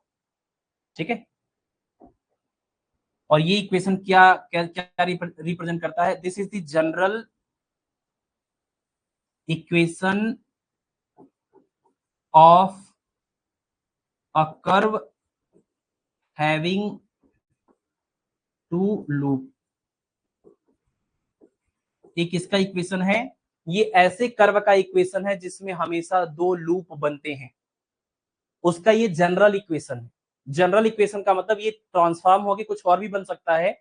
जैसे आपने पिछले वाले में देखा, जो जनरल इक्वेशन था उसको हम बोल रहे थे वो इलिप्स का इक्वेशन है, लेकिन वही इलिप्स कभी सर्कल बन रहा है, कभी ऑब्लिक इलिप्स बन रहा है, कभी स्ट्रेट लाइन बन रहा है। वैसे ये जनरल इक्वेशन है एक ऐसे कर्व का जिसके अंदर दो लूप बनते हैं। अलग अलग कंडीशन में थोड़ा बहुत इसमें चेंजेस भी मिलेगा, अलग शेप भी आपको मिलने वाला है। तो हम फेज डिफरेंस की अलग अलग वैल्यूज यहाँ पर लेंगे, लेकिन यहाँ पर हम फेज डिफरेंस की बहुत सारी वैल्यूज नहीं लेने वाले हैं। यहाँ पर जो वैल्यूज हम लेंगे 0 और π/2, फिर पाई, इस तरह की वैल्यूज लेंगे। तो स्पेशल केसेस में आप देखिए जरा, स्पेशल केसेस, स्पेशल केसेस में सबसे पहला केस क्या है कि when phi is equal to 0, जब आप फाई जीरो लेंगे तो क्या मिलेगा आपको, फाई जीरो लेंगे यानी फेज डिफरेंस अगर जीरो हुआ और टाइम पीरियड का रेशियो 1 और रेशियो 2 हुआ, यहाँ पर आपको जीरो रखना है, यहाँ पर भी आपको जीरो रखना है, तो क्या निकल के आएगा आपका रिजल्ट, ये आएगा एक्स अपान ए माइनस में साइन फाई, मतलब कि माइनस में साइन जीरो, इसका होल स्क्वायर प्लस में कितना आएगा 4y² अपान बी स्क्वायर, और ये ब्रैकेट के अंदर कितना आएगा y² अपान बी स्क्वायर, और उसके साथ में आएगा प्लस में y² अपान बी स्क्वायर, प्लस में आएगा x अपान ए, उसके साथ में आएगा ये साइन फाई, साइन फाई मतलब साइन जीरो, और माइनस में आएगा 1 इज इक्वल टू कितना 0। ये आपका जनरल इक्वेशन आएगा, ठीक है। और इसमें साइन जीरो की वैल्यू आप जीरो करेंगे तो ये पूरा पार्ट जीरो हो जाएगा, साइन जीरो की वैल्यू आप जीरो करेंगे तो ये भी जीरो हो जाएगा। कुल मिला के आपको यहाँ पर मिलेगा एक्स अपान ए का होल स्क्वायर, प्लस में क्या आएगा, प्लस में आएगा ये 4y² अपान में बी स्क्वायर, और इसके ब्रैकेट के अंदर ये मिलेगा y² अपान बी स्क्वायर और माइनस में 1, ठीक है। इसको भी आप बल्कि ऐसे ही कर लीजिए x² अपान में ए स्क्वायर। अब ये जो इक्वेशन है इसका पावर 2 है, इसका पावर 4 है, और इस तरह का पूरा पैटर्न बन रहा है। ये इक्वेशन को हम बोलते हैं this is the equation of a curve जिसका शेप जो होता है वो 8 की तरह दिखाई देता है, इसको बोलते हैं equation of figure of 8। This is the equation of figure of 8, या सीधे लिख रहे हैं फिगर ऑफ 8 का मतलब क्या, फिगर ऑफ 8 का मतलब ये 8 है ना, 8 की तरह दिखने वाला, ये क्या है 8 की तरह दिखने वाला आपका इक्वेशन है। हाँ बिल्कुल, ये जो आपका जनरल इक्वेशन है जिसमें हम बोल रहे हैं ना कि आपका ये this is the equation of a curve having two loops, two loop का मतलब यही है 8 की तरह दिखने वाला, मतलब इस तरह का शेप बनेगा। इस तरह का शेप जो है वो ऐसे भी हो जाएगा, ऐसे भी हो जाएगा, थोड़ा डिस्टॉर्टेड भी हो जाता है, ये अलग अलग तरह का दिखेगा, लेकिन हमेशा 2 लूप रहेगा, और लुकिंग लाइक 8, फिगर ऑफ 8 इसको बोलते हैं, ठीक है। तो हम पहला जो केस ले रहे हैं इसमें हमें मिलेगा फिगर ऑफ 8, दैट इज इसका अगर आप शेप बनाएं तो हम सिंपल इसको बना रहे हैं, बहुत मैथमेटिक्स में नहीं जाएंगे, तो इसका फिगर ऑफ 8 ऐसा बनेगा।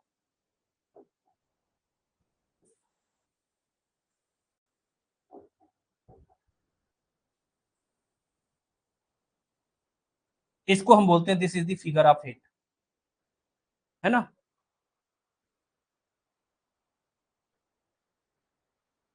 अच्छा इक्वल टू 0 छूट गया, ठीक है। तो इसको हम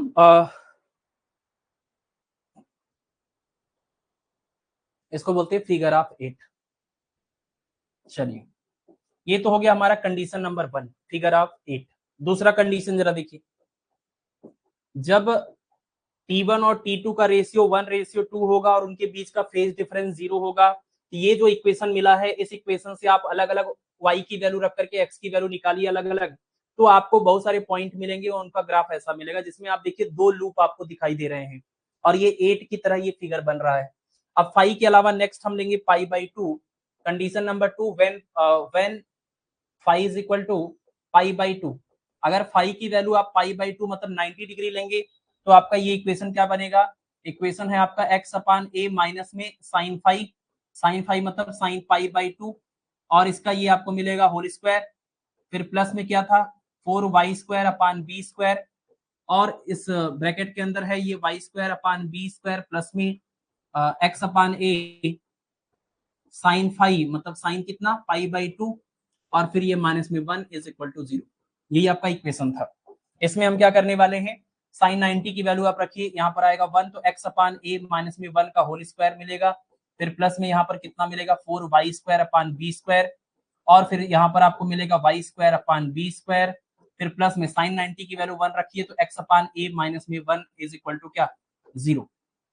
अब एक काम करिए, इस 4y² अपान बी स्क्वायर को अंदर मल्टीप्लाई करिए, तो इसको आप ऐसे लिख लेंगे x अपान ए माइनस में 1 का होल स्क्वायर प्लस में आएगा 4y पावर 4 अपान में 4y4 अपान में b पावर 4, और प्लस में आएगा 4y² और अपान में आएगा ये b स्क्वायर, और साथ में ये पूरे पार्ट को हम एक साथ ही रखेंगे, x अपान ए माइनस में 1 को एक साथ ही रहने दीजिए, इज इक्वल टू 0। अब आप देखिए दिख रहा है आपको a का स्क्वायर है, प्लस यहाँ पर ये जो 4y पावर 4 अपान बी पावर 4 है उसको 2y upon B 2y square upon B square का होल स्क्वायर कहेंगे। तो आपको ये अगर हम थोड़ा रीअरेंज करके दिखाते हैं आपको, x अपान ए माइनस में 1 का होल स्क्वायर कह दीजिए। इसको क्या ऐसा बोल सकते हैं कि 2y square upon B square का होल स्क्वायर।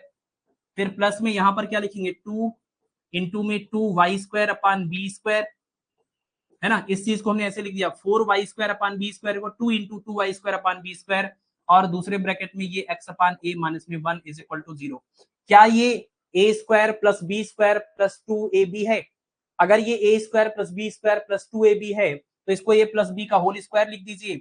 ए प्लस बी का होल स्क्वायर का मतलब x अपान ए माइनस में 1, ये आपका ए है, प्लस बी कितना है आपका, बी है आपका ये 2y स्क्वायर अपान में बी स्क्वायर, और इसका है आपका ये whole square is equal to 0। और ये किसका इक्वेशन है?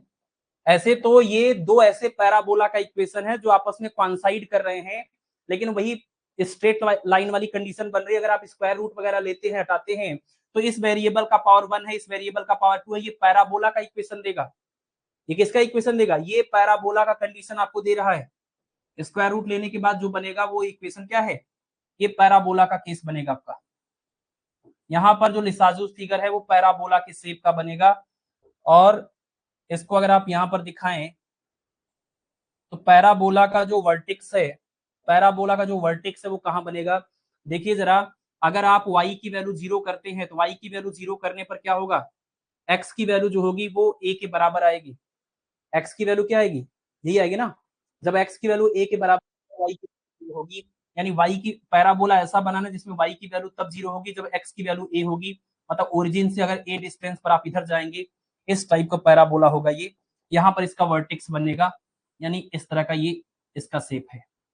ये पैराबोला आपको इसमें यहाँ पर मिलेगा, और ये यहाँ ओरिजिन से ये डिस्टेंस जो है a के बराबर, इसका कोऑर्डिनेट a, 0 आप ऐसा लिख सकते हैं। x की वैल्यू a तब आएगी जब y की वैल्यू 0 होगी।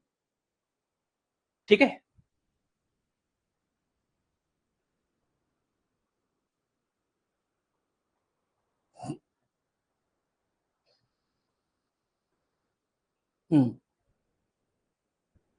इक्वल टू 0, हाँ ये तो हो गया, क्योंकि दो लूप बनाता है उसका जनरल इक्वेशन। हाँ वही बात बोल रहे हैं, जिनका दो लूप बन रहा है उसी का जनरल इक्वेशन ही तो है ये। अब ये जनरल इक्वेशन में फेज डिफरेंस रखेंगे तो सिचुएशन बदलेगी बिल्कुल पिछली बार की तरह। जैसे उसमें एक जनरल इक्वेशन इलिप्स का आया था, उसमें अलग अलग फेज की वैल्यू रखी तो हमने बहुत सारे केस देखने को मिले। तो पहला केस तो इस तरह का शेप हमें देगा, और दूसरा जो केस है वो हमें इस तरह का शेप देगा, यानी पैराबोला का केस बन जाएगा। और तीसरा कंडीशन आप जरा देख लीजिए, तीसरा कंडीशन वही रिजल्ट देगा जो पहले वाले कंडीशन में आपको मिला है, यानी जब फेज डिफरेंस कितना ले लेंगे, when phi is equal to, हमने पहला क्या लिखा था 0, दूसरा था पाई बाई 2, तीसरा क्या हो जाएगा आपका, ले लीजिए पाई, इसके बाद एक और लेंगे, क्योंकि फिर वही बार बार रिपीट होगा, बार बार ये रिपीट होने लग जाएगा। तो ये आपका फाई की वैल्यू क्या हो जाएगी, पाई। अगर आप फाई की जगह पर पाई रखते हैं तो आपका इक्वेशन क्या बनेगा, एक्स अपान ए माइनस में sine pi whole square, plus में क्या आएगा 4y square upon B square, और यहाँ पर ब्रैकेट में है y square upon B square, plus में है x upon a sine pi by, sine कितना है पाई है, माइनस में 1 इज इक्वल टू 0। ठीक है। तो साइन पाई, साइन एन पाई की वैल्यू 0 होती है तो ये 0 कर देंगे तो आपको ये मिलेगा ना एक्स स्क्वायर अपान में ए स्क्वायर, और प्लस में यहाँ पर आपको मिलेगा क्या, ये आएगा 4y स्क्वायर अपान में बी स्क्वायर, और फिर ये आपको मल्टीप्लाई भी हो जाएगा ये अंदर। चलिए एक बार लिख लेते हैं, y square upon B square, और फिर प्लस में यहाँ भी 0 हो जाएगा तो ये आएगा माइनस में कितना, माइनस में आएगा ये 1 इज इक्वल टू 0।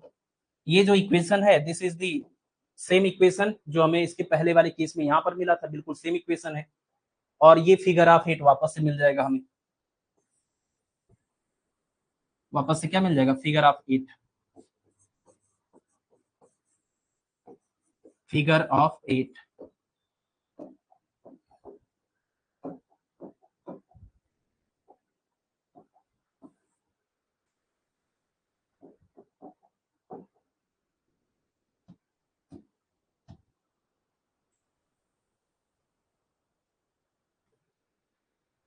ठीक है। चलिए तो ये रिजल्ट सेम सेम आ गया, एक अगला करेंगे उसका भी वही रिजल्ट आएगा जैसे इसका रिजल्ट आया है, बस इसके बाद हम इसको खत्म कर देंगे। Case number 4, when phi is equal to, अब आप एक चीज यहीं पर देख लीजिए, जैसे एग्जांपल के लिए आपको पता है यहाँ साइन का फंक्शन बार बार आ रहा है, और जो साइन होता है साइन एन पाई की वैल्यू हमेशा 0 होती है, तो यहाँ पर साइन 1 पाई 2 पाई 3 पाई 4 पाई चाहे जितने पाई आप रख दीजिए, हमेशा ये वैल्यू 0 होती रहेगी और सेम इक्वेशन मिलता रहेगा, है ना, तो आपको सेम रिजल्ट भी मिलता रहेगा।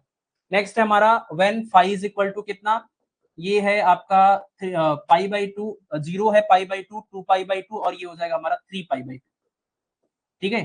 3 पाई बाई टू अगर हम यहाँ पर ले लें तो 3 पाई बाई टू के केस में हमें मिलेगा, इक्वेशन में आएंगे तो x अपान ए माइनस में साइन 3 पाई बाई टू ये होल स्क्वायर, और फिर प्लस में आएगा 4 y square upon B square, यहाँ पर अंदर आएगा y square upon B square, और फिर प्लस में क्या है x upon a sine pi 3 pi by two 3 pi by two minus में 1 इज इक्वल टू 0, ठीक है। तो ये साइन 3 पाई बाई टू है, तो आपको पता है साइन पाई बाई टू की वैल्यू हमेशा, साइन पाई बाई टू की वैल्यू कितनी होती है, प्लस में 1 या माइनस में 1, तो यहाँ पर आप साइन 270 की बात कर रहे हैं, साइन के अगर ग्राफ के हिसाब से आप देखिए साइन 0 की value 0, sign pi by to की वैल्यू मैक्सिमम यानी 1, तो साइन पाई बाई टू ये 2 पाई बाई टू यानी पाई, और 3 पाई बाई टू पर क्या हो जाएगा, ये वैल्यू आएगी माइनस में 1, सिंपल बात है, तो इसकी वैल्यू माइनस में 1 आएगी, तो माइनस 1 यहाँ पर करेंगे तो ये प्लस हो जाएगा, तो आएगा x अपान ए और प्लस में 1, ठीक है, इसका आएगा होल स्क्वायर, और प्लस में यहाँ पर आएगा 4 y square upon B square, और यहाँ पर आएगा कितना, ये आपका आ जाएगा वाई स्क्वायर अपान में बी स्क्वायर, और प्लस में आएगा यहाँ से कितना लिखेंगे, ये आएगा माइनस में 1, तो ये होगा माइनस एक्स अपान ए और फिर माइनस में 1 इज इक्वल टू 0। अब इसको आप ऐसा कर लीजिए, एक्स अपान ए प्लस में होल स्क्वायर हो गया, प्लस में आप इसको अंदर लेके जाएंगे मल्टीप्लाई होगा, तो इसको आप लिखिए 2, ये पूरा जो मल्टीप्लाई होगा इसको लिखेंगे 2 y square upon B square का whole square, a square plus B square, और यहाँ पर जो दूसरा पार्ट है उसमें से आप माइनस को कॉमन कर लीजिए, और ये अंदर इसमें मल्टीप्लाई होगा, तो इसको लिखेंगे 2 times 2 y square upon B square, और ये ब्रैकेट में आएगा एक्स अपान ए प्लस में ये 1 इज इक्वल टू 0।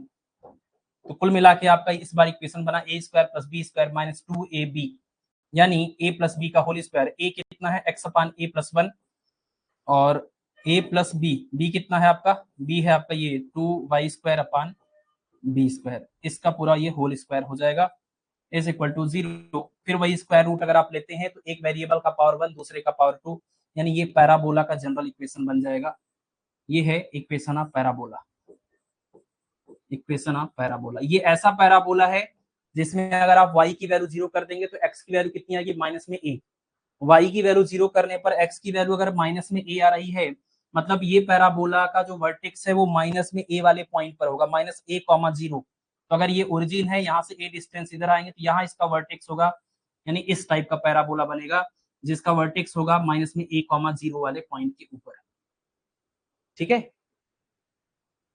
और यहीं पर आपका लिसाजूस फिगर टॉपिक खत्म होता है।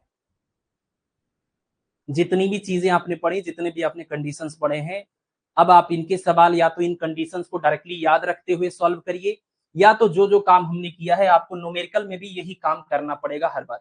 मतलब जितनी भी चीजें हमने यहाँ पर करी, दो ऑप्शन आपके पास है, या तो आप इन सारी चीजों को याद रखिए कि इस कंडीशन में ये रिजल्ट आता है, इस कंडीशन में ये रिजल्ट आता है, सिर्फ रिजल्ट आप याद भी कर सकते हैं, ठीक है। या फिर आप ये जो मैथमेटिक्स हम कर रहे हैं जिसके बेसिस पर हम डिसीजन ले रहे हैं कि कौन सा लिसाजस फिगर बनेगा, यही चीज आपको न्यूमेरिकल में करना होगा, जनरल फार्मूले के अंदर ये वैल्यू जैसे हमने रख करके किया है, यही चीज आपको करना है और इससे ज्यादा कुछ और नहीं करना है, ठीक है। सब कुछ जैसे हमने यहाँ अप्रोच किया, मतलब एक तरह से हमने हर वेराइटी के न्यूमेरिकल कर लिए हैं, बस यहाँ न्यूमेरिकल वैल्यू जो है यहाँ पर ए की वैल्यू बी की वैल्यू क्वेश्चन के अंदर दी जाएगी, उसके अकॉर्डिंग हमें रखना होगा, बाकी हमने कर लिया है हर एक चीज जो न्यूमेरिकल के अंदर हमें करना है, जो क्वेश्चन के अंदर हमें करना होता है,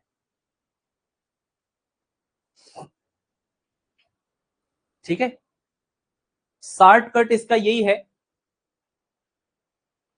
शॉर्टकट तो इसका यही है कि आपको फिर ये याद रखना होगा, हाँ जितने बॉक्स में जो चीजें लिखी हैं बस वो याद कर लीजिए। मतलब आप इसको ये कर सकते हैं कि एक अपना शॉर्ट नोट्स बना सकते हैं जिसमें जैसे T1 रेशियो T2 का केस है, ये 1:1 वाला, इसमें आप लिख लीजिए कि जब फाई बराबर 0 होता है तो स्ट्रेट लाइन मिलता है, जब फाई बराबर पाई/4 होता है तो आपको क्या मिला था, ऑब्लिक इलिप्स मिला है, जब आपका पाई/2 है तो क्या मिलेगा, इलिप्स बनेगा, जब इसी पाई/2 में a बराबर b कर देंगे तो क्या मिलेगा, सर्कल बनेगा, जब पाई बाई आपका कितना हो जाएगा 3 पाई/4 होगा तो आपको वापस से ऑब्लिक इलिप्स मिलेगा, जब आपका ये पाई हो जाएगा तब क्या मिलेगा, आपको वापस से स्ट्रेट लाइन मिलेगा नेगेटिव स्लोप वाला।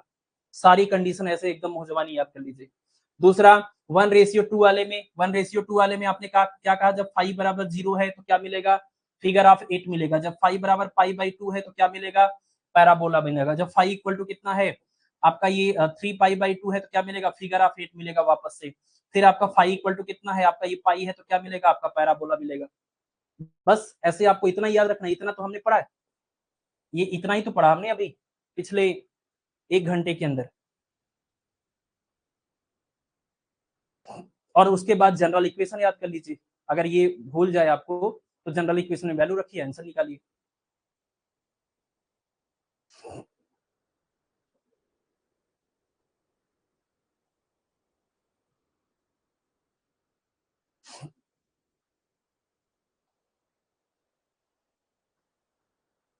ठीक है, चलिए अब क्वेश्चन के ऊपर आते हैं। इससे ज्यादा कुछ और करने की जरूरत नहीं है, इससे ज्यादा कुछ और करेंगे तो फिर आप परेशान होंगे। हमने ऑप्टिक्स में ट्राई किया था, ठीक है, और वो आज तक मुसीबत बनी हुई है। मतलब सब लोगों की सिर्फ एक शिकायत है, सर ऑप्टिक्स नहीं समझ में आ रहा, बहुत लेंदी हो गया। जो लोग टेस्ट भी देने आते हैं उनकी भी यही शिकायत रहती है, सर ऑप्टिक्स बहुत ज्यादा हैवी हो गया है। तो उतना डिटेल में अब हम नहीं पढ़ेंगे। मेंस के अंदर जो लोग प्री सेलेक्ट होकर के मेंस के अंदर आएंगे वहां पर तो कोई कुछ कह नहीं सकता है, तो मेंस के अंदर आपको उसकी रिक्वायरमेंट भी होगी, तो वहां पर वो बातें करेंगे। अभी के लिए जितना प्री में रिक्वायरमेंट है बस वही करते हुए हम आगे बढ़ेंगे।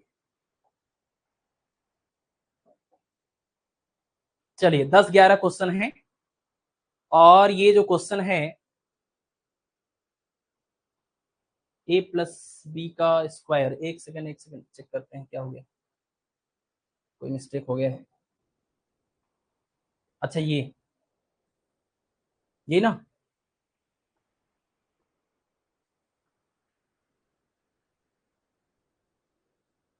इधर तो ठीक ही था।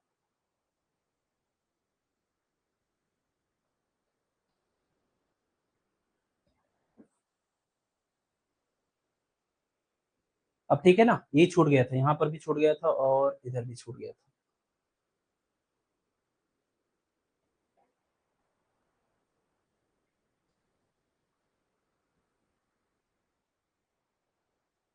चलिए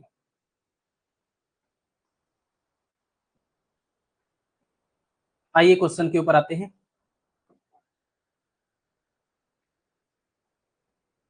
अब देखिए ये क्वेश्चन को या तो आप सॉल्व करिए, या तो आपको अगर याद हो गया हो तो डायरेक्ट बताइए, या तो आप सॉल्व करिए या तो आप आंसर डायरेक्ट बताइए इसका।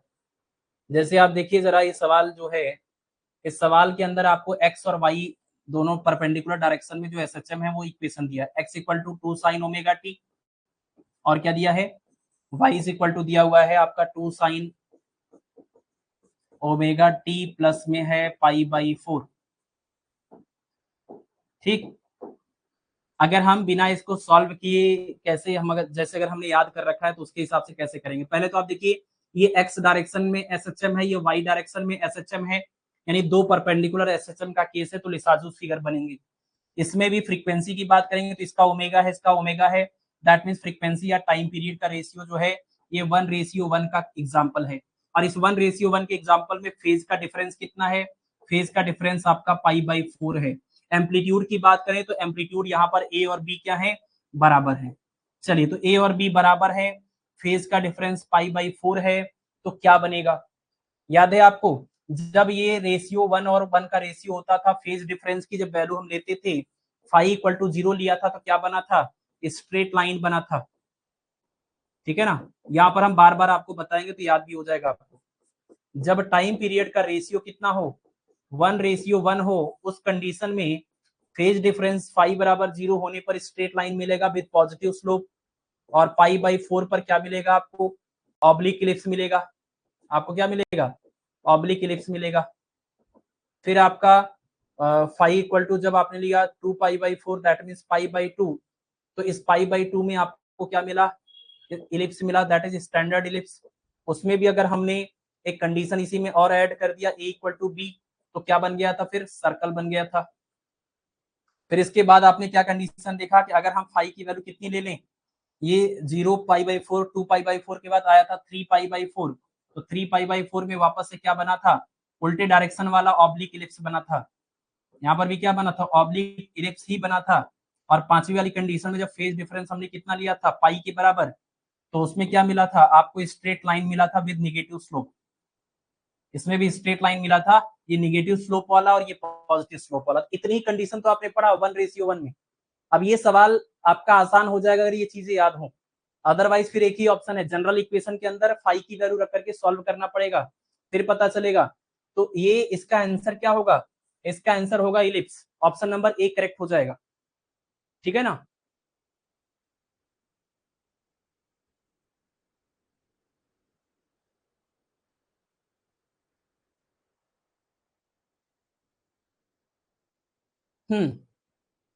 जल्दबाजी में स्क्वायर, अच्छा पीछे कहीं स्क्वायर लगा दिया हमने। चलिए उस इक्वेशन को हम देख लेंगे, उसमें क्या ऊपर नीचे हुआ है, उसको हम नोट्स में करेक्ट करके दे देंगे। तो फिलहाल ये हमारा तरीका हो गया इसको याद करने का। इसके हिसाब से अगर आप सॉल्व करेंगे तो आपका आंसर आ जाएगा। लेकिन हम इस क्वेश्चन को करके दिखा देते हैं आपको, अगर करना है आपको तो करने के लिए आप यही करेंगे, x = लिखा हुआ है 2 sin ωt लिख लेते हैं, y = क्या है, ये आपका 2 sin, यहाँ पर लिखा हुआ है ये ωt प्लस में क्या है π/4। तो दोनों के टाइम पीरियड का रेशियो दिख रहा है हमें, फ्रीक्वेंसी का रेशियो या टाइम पीरियड का रेशियो दिया हुआ है, फेज का डिफरेंस दिया हुआ है। हम जनरल इक्वेशन निकालेंगे। तो जब 1 और 1 का रेशियो होता है तो जनरल इक्वेशन आपको याद करना होगा। और वो जनरल इक्वेशन क्या था, x² / a² + y² / b², और फिर माइनस में क्या है 2xy/ab, और इनटू में ये है cos phi = कितना, ये sin² phi। ये जनरल इक्वेशन आपको याद रखना होगा 1:1 वाला। अब इसमें आप वैल्यूज पुट करिए, वैल्यूज पुट करना है। यहाँ पर a और b भी दिया हुआ है, a और b की वैल्यू भी दिख रही है, a और b दोनों की वैल्यू कितनी है, 2 है। तो वैल्यू पुट करिए, यहाँ पर आएगा x² / 4 प्लस में यहाँ पर आएगा y² / 4 माइनस में आएगा 2xy में यहाँ भी आएगा 4। cos फाई की वैल्यू आप लिखिए, फाई कितना है π/4, और फिर is equal to sine square कितना π/4। अब वैल्यू पुट करिए सबका, तो क्या आएगा सॉल्व करने के बाद में, ये आएगा आपका x² / 4 + y², x² / 4 + y²/4। उसके साथ में आएगा माइनस में, अब देखिए cos π/4 की वैल्यू 1/√2 है, 1/√2 में से इसको डिवाइड करेंगे तो √2 आएगा, √2/4 आप कह लीजिए इसको। तो माइनस में √2xy और अपान में 4 इज इक्वल टू कितना आएगा, यहाँ पर आप इसकी वैल्यू रखेंगे तो आएगा 1/2। This is the equation of oblique ellipse. ये किसका इक्वेशन है, ऑब्लिक इलिप्स का इक्वेशन है। तो आप कह सकते हैं कि ये रिजल्ट जो है वो कैसा होगा, आपका लिसाजू फिगर कैसा होगा, इलिप्टिकल होगा। ऑप्शन नंबर ए करेक्ट हो जाएगा, ठीक है।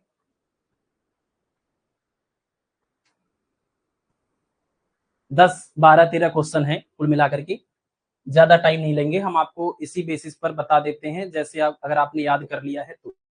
अब जैसे ये इक्वेशन आप देख लीजिए, साइन का इक्वेशन दिया है, दोनों इक्वेशन दिया है एसएचएम के, x = कितना है sin ωt, और y = क्या दिया हुआ है 2 cos ωt, ये दिया हुआ है। अब यहाँ पर ये x है, यहाँ पर ये y है, और ये देखिए साइन है, ये आपका cos है।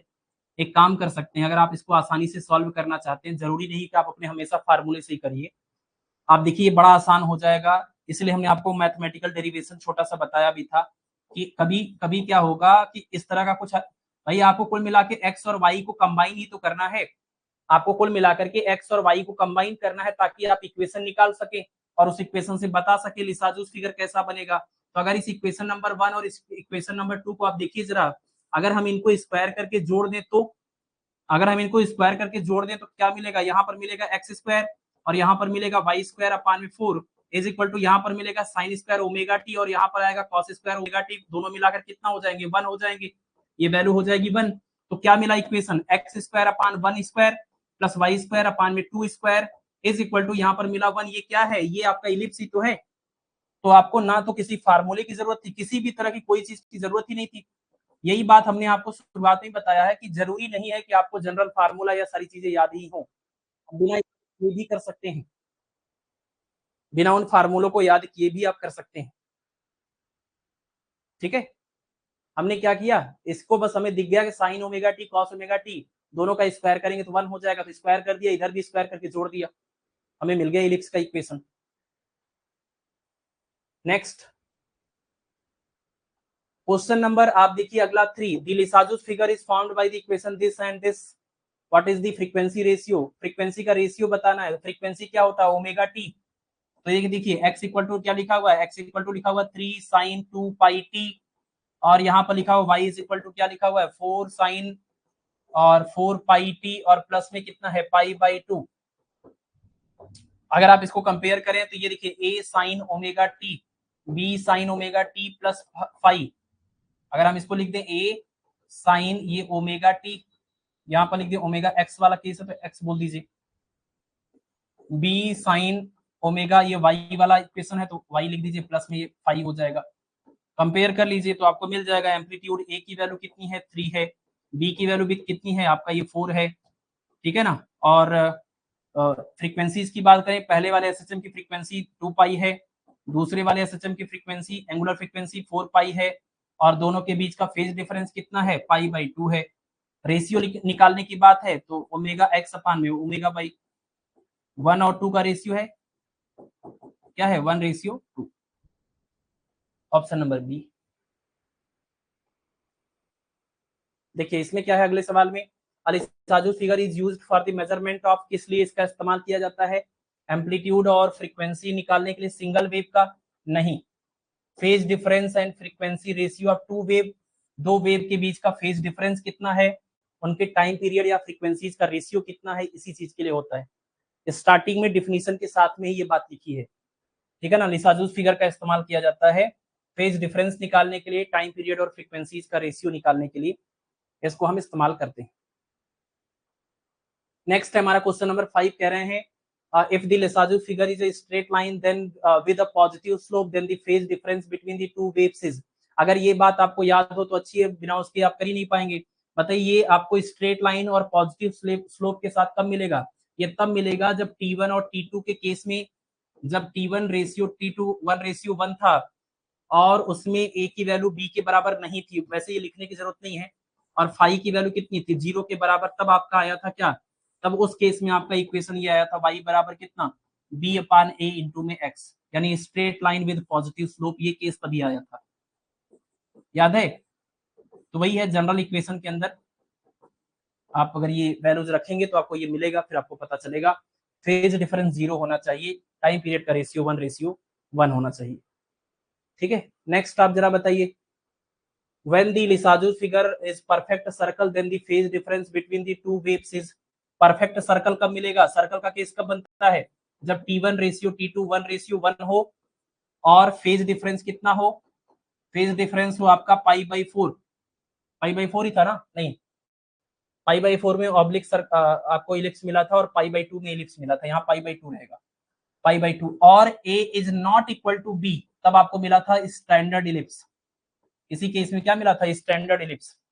अगर इसी में हम क्या कर दें, इसी में सब कुछ सेम रखें, बस खाली यहाँ पर a इक्वल टू बी कर दें, मतलब फेज डिफरेंस कितना हो पाई बाई 2 का ही हो, और ये टाइम पीरियड का रेशियो कितना हो वही 1:1 हो, उस केस में अगर a और b बराबर है तो क्या मिलेगा आपको, यहाँ से आपको मिलेगा circle, perfect circle. Option number क्या पूछा है, phase difference 90 degree, option number b, ठीक है ना। इन्होंने सिर्फ फेज डिफरेंस की बात करी है, तो वही है फेज डिफरेंस पाई बाई 2। चलिए नेक्स्ट है क्वेश्चन नंबर 7, कह रहे हैं अगर x का इक्वेशन है 5 sin 2/t और y का इक्वेशन है 5 sin 2/t प्लस 5, फ्रीक्वेंसी का रेशियो 1:1, वो तो दिख भी रहा है, यहाँ 2 पाई है, यहाँ भी 2 पाई है, रेशियो 1:1 आएगा। तो कह रहे हैं what is the shape when phi equal to, यहाँ पर जरा देखिए ये a की वैल्यू है, ये b की वैल्यू है, और ये फेज डिफरेंस 90 डिग्री है। आप बताइए जरा, अगर फ्रीक्वेंसी का रेशियो 1:1 है तो इसका मतलब टाइम पीरियड का रेशियो भी ये आएगा, अगर ये टाइम पीरियड का रेशियो है और a की वैल्यू b के बराबर भी है और फेज डिफरेंस की वैल्यू 90 डिग्री है यानी पाई बाई 2 है, फिर तो ये वही पिछला केस हो गया ना, सर्कल वाला, ये क्या हो जाएगा, सर्कल का केस बन जाएगा। ऑप्शन नंबर ए करेक्ट हो जाएगा। चलिए, याद हो गया सबको। नेक्स्ट आप देखिए, अगला है हमारा x equal to 3 sine 2 pi 1 t और y equal to 4 sine 2 pi 1 t plus 90। Lissajous figure कैसा होगा, ये देखिए जरा। x इक्वल टू, ये आपका क्या है, x इक्वल टू a से कंपेयर करिए, a साइन, ये ओमेगा टी है, ये क्या है, y इज इक्वल टू ये है b साइन, यहाँ पर भी ये ओमेगा टी है, प्लस में क्या है, ये आपका फाई है।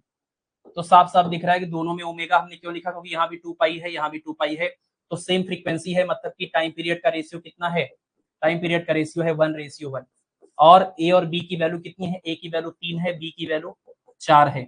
इसके अलावा फेज का डिफरेंस कितना है, फेज का डिफरेंस है आपका ये 90 डिग्री यानी π/2। अब बताइए कौन सा केस है, ये कौन सा केस मिलेगा, ए और बी इक्वल तो नहीं है, बाकी सब कुछ सही था।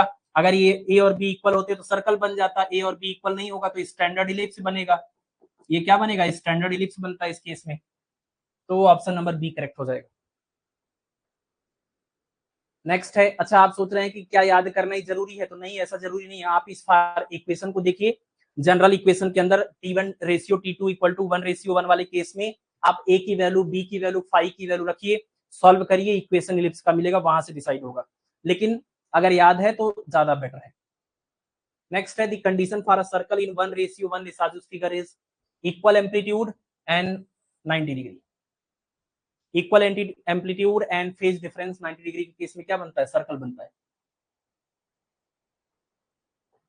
ठीक है, अगला देखिए, 1:1 वाले केस में लिसाजुस फिगर जो है स्ट्रेट लाइन मिलेगा, नेगेटिव स्लोप के साथ कब मिलेगा, ये आपको बताना है। अगर T1:T2 हो 1:1, तो आपको याद ही होगा, हमने इसमें 5 कंडीशन डिस्कस किए थे। सबसे पहला कंडीशन, जब फाई की वैल्यू 0 थी तब भी आपको स्ट्रेट लाइन मिला था, स्ट्रेट लाइन विद स्लोप कितना आया था, स्लोप m की वैल्यू कितनी, प्लस में b/a, पॉजिटिव स्लोप आया था। और एक लास्ट केस भी हमने पढ़ा, जब फाई की वैल्यू कितनी थी, पाई के बराबर, उसमें भी आपको मिला था क्या, स्ट्रेट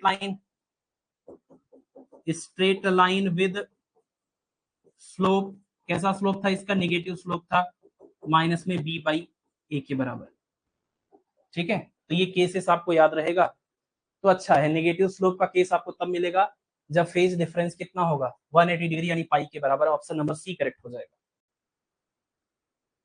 नेक्स्ट है हमारा क्वेश्चन नंबर 11, कह रहे हैं कि 1:1 Lissajous figure becomes a circle of radius 5, the two signal must be. बताइए, ये सर्कल का केस बनेगा और सर्कल की वैल्यू कितनी हो, 5 के बराबर हो रेडियस उसका, तो इसमें से कौन सा केस हम ले लें। तो आप बताइए, सर्कल का इक्वेशन क्या था, x square plus y square बराबर में a स्क्वायर। मतलब a क्या था यहाँ पर, आपको पता है, जब b और a बराबर हो गए थे, वो वैल्यू क्वेश्चन में कह रहे हैं कि 5 के बराबर होना चाहिए, और सर्कल का इक्वेशन मिलना चाहिए, तो ये कब होगा, ये तो तभी होगा ना जब T1 रेशियो क्या हो जाए, ये तो तभी केस बनेगा, ये जो 5 का स्क्वायर है, ये केस तभी बनेगा ना जब टाइम पीरियड का रेशियो, पहली बात 1:1 हो, और दूसरी चीज उसका एम्पलीट्यूड क्या हो, एम्पलीट्यूड ए और बी 5 के बराबर हो, तब तो ये 5 बनेगा। और इसके अलावा फेज डिफरेंस कितना हो, फेज डिफरेंस आपका π/2 हो। ऐसा आपको केस ढूंढना है जिसमें फ्रीक्वेंसी का रेशियो या टाइम पीरियड का रेशियो ये मिले, एम्पलीट्यूड 5 के बराबर मिले और फ्रीक्वेंसी π/2 मिले, उसी केस में ऐसा बन पाएगा। तो x इक्वल टू देखिए 5, ठीक है, साइन ओमेगा टी, ठीक है, y इक्वल टू 5, यहाँ भी ठीक है, मतलब एम्पलीट्यूड तो इक्वल हो गए, और यहाँ पर साइन ओमेगा टी इसमें भी होती है, यानी ओमेगा टी फेज डिफरेंस कितना आएगा, 0, ये नहीं होगा। यहाँ पर देखिए ये 5 है, ये 5 है, यहाँ तक तो ठीक था। ये साइन ओमेगा टी है, ये कॉस ओमेगा टी है, कॉस और साइन में 90 का फेज डिफरेंस होता ही है, या तो आप इसको ऐसे कर लीजिए, साइन कॉस को क्या लिख लीजिए, साइन ओमेगा टी प्लस π/2 भी तो बोल सकते हैं, साइन 90 प्लस थीटा बराबर कॉस थीटा होता है। तो देखिए π/2 का फेज डिफरेंस भी है, फ्रीक्वेंसी का रेशियो भी सेम है, एम्पलीट्यूड भी सेम है, इसलिए ये हमारा केस देगा क्या, परफेक्ट सर्कल जिसका रेडियस कितना होगा, 5 होगा। जबकि इसके किसी और केस में नहीं आएगा, जैसे यहाँ देखिए 5 है, यहाँ 10 है, जब एम्पलीट्यूड ही बराबर नहीं है तो सर्कल नहीं दे सकता, इलिप्स दे सकता है। यहाँ 5 है, यहाँ 5 है, ये तो ठीक था, लेकिन ये 2 ओमेगा है और ये ओमेगा है, यहाँ टाइम पीरियड या फ्रीक्वेंसी का रेशियो ही गड़बड़ है। तो हमें ये तीनों चीजें कहाँ मिल रही हैं, ऑप्शन नंबर बी में मिल रही है। ऑप्शन नंबर बी में मिल रही है, ये सब हम हटा देते हैं। ठीक है, चलिए नेक्स्ट क्वेश्चन नंबर 12 में देखिए कह रहे हैं कि दो एसएचएम है। पहला एसएचएम है आपका 10 sine omega t plus pi by 2, दूसरा है आपका y equal to sine omega t. यहाँ पर भी ओमेगा है, यहाँ पर भी ओमेगा है, मतलब ये टाइम पीरियड का रेशियो 1:1 है। और एम्पलीट्यूड की अगर बात करें तो यहाँ 10 है, यहाँ पर नहीं है, मतलब एम्पलीट्यूड डिफरेंट है। T1 रेशियो T2 1:1 है, डिफरेंट एम्पलीट्यूड है, और फेज डिफरेंस कितना है पाई बाई 2 है, तो क्या मिलेगा, क्या मिलेगा, इलिप्स मिलेगा, है कि नहीं। यहाँ पर x इक्वल टू क्या लिखा हुआ 10 साइन ओमेगा टी प्लस में क्या है पाई बाई 2, और अगला है y इज इक्वल टू आप लिख सकते हैं sine omega T, sign omega T. तो यहाँ पर ये दिख रहा है हमें कि टाइम पीरियड का रेशियो है आपका 1:1, 1:1। एम्पलीट्यूड यहाँ 10 है, यहाँ पर 1 है, एम्पलीट्यूड a इक्वल टू 10 है, b इक्वल टू 1 है। और फेज डिफरेंस की बात करें तो फेज डिफरेंस कितना है पाई बाई 2। आपको पता है इस वाले केस में जब फेज डिफरेंस पाई बाई 2 होता है और एम्पलीट्यूड इक्वल नहीं होता तब इलिप्स मिलता है, एम्पलीट्यूड इक्वल हो जाता है तब सर्कल मिलता है। यानी यहाँ पर इलिप्स का केस बनेगा, ऑप्शन नंबर डी करेक्ट हो जाएगा। अगले सवाल में कह रहे हैं कि the resultant path of two SHM at right angles to each other and periods in the ratio 1:2 while the phase difference is 0। अब जरा बताइए, यहाँ इस सवाल में कह रहे हैं कि टाइम पीरियड का जो रेशियो है वो कितना है, वो 1:2 है, और उसका फेज डिफरेंस फाई कितना है, फाई इज इक्वल टू 0 है। तो आपको क्या मिलेगा, तो ऐसे दो परपेंडिकुलर एसएचएम जिनके टाइम पीरियड का रेशियो 1:2 हो, उसका जनरल इक्वेशन तो याद ही होगा आपको, x अपान a माइनस में साइन फाई होल स्क्वायर, और फिर यहाँ पर क्या था, ये आपका था 4y² अपान b², यहाँ पर आपका y² अपान b² प्लस में x upon a sine phi और माइनस में 1 इज इक्वल टू 0। अब इसमें क्या करना है, फाई की वैल्यू, इस वाले केस में इक्वेशन यूज होता है, फाई की वैल्यू आप रखिए, जो आएगा वो उसी इक्वेशन को क्या बोलते हैं, फिगर ऑफ 8। तो हमें क्या मिलेगा, figure of 8, option number c correct हो जाएगा। जब फाई की ये वैल्यू 0 रख देंगे तो जो इक्वेशन आएगा वो फिगर ऑफ 8 का इक्वेशन होता है। नेक्स्ट है हमारा the shape of Lissajous figure depends upon, Lissajous figure का शेप किस बात पे डिपेंड करता है, एम्पलीट्यूड के ऊपर डिपेंड करता है, फ्रीक्वेंसी के ऊपर डिपेंड करता है, फेज डिफरेंस पर भी डिपेंड करता है, इसका मतलब सभी पर डिपेंड करता है। फाई, फाई मैटर करता है, फ्रीक्वेंसी ओमेगा मैटर करता है, और एम्पलीट्यूड यानी ए और जो बी थे वो भी मैटर करते हैं। ठीक है, चलिए ये आखिरी सवाल है। दो एसएचएम हैं जो परपेंडिकुलर डायरेक्शन में काम कर रहे हैं, उनके टाइम पीरियड का रेशियो 1:2 है, और उनका फेज डिफरेंस कितना है, यानी T1 ratio T2 is equal to 1:2, और फाई इक्वल टू कितना है पाई बाई 2। आपको याद ही होगा T1 रेशियो T2 में हमने जो चार कंडीशन पढ़ा, जब फाई इक्वल टू 0 था तो आपने कहा फिगर ऑफ 8, क्या मिलेगा, फिगर ऑफ 8। जब phi is equal to pi by 2 था तो क्या मिला आपको, एक पैराबोला, क्या मिला, पैराबोला, जो इसका वर्टेक्स उस साइड था। और जब आपने लिया 0 पाई बाई 2 के बाद में नेक्स्ट क्या होगा 2 पाई बाई 2, दैट मींस पाई, तो वापस से क्या मिला आपको, वापस से आपको मिला फिगर ऑफ 8। इसके अलावा आप अगर फाई की वैल्यू कितनी ले लें, 1 पाई बाई 2, 2 पाई बाई 2 के बाद 3 पाई बाई 2, उस केस में कितना मिला था आपको, वापस से एक पैराबोला मिला, लेकिन ये पैराबोला कैसा था, इसका जो वर्टेक्स था -1,0 पर था। सारे सवाल इस 1:2 वाले ऐसे याद हो जाएंगे। ऐसा ही करके आप उसका भी केस बना लीजिए। चलिए हम लिख देते हैं अभी थोड़ी देर में, इसको आप नोट करिए पहले। इस सवाल में पाई बाई 2 दिया था ना, तो ये पैराबोला बन जाएगा, parabolic, option number c correct हो जाएगा।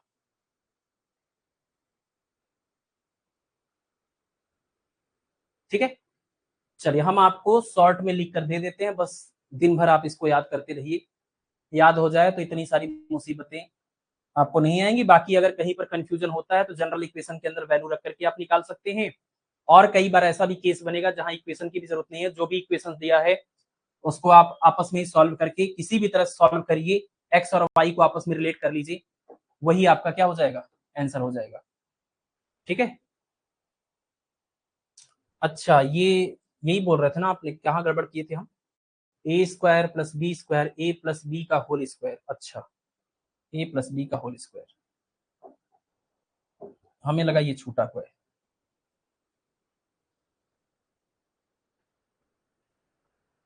a² plus b² plus 2ab बराबर a प्लस बी का होल स्क्वायर, यहां से भी 2 हटा दीजिए।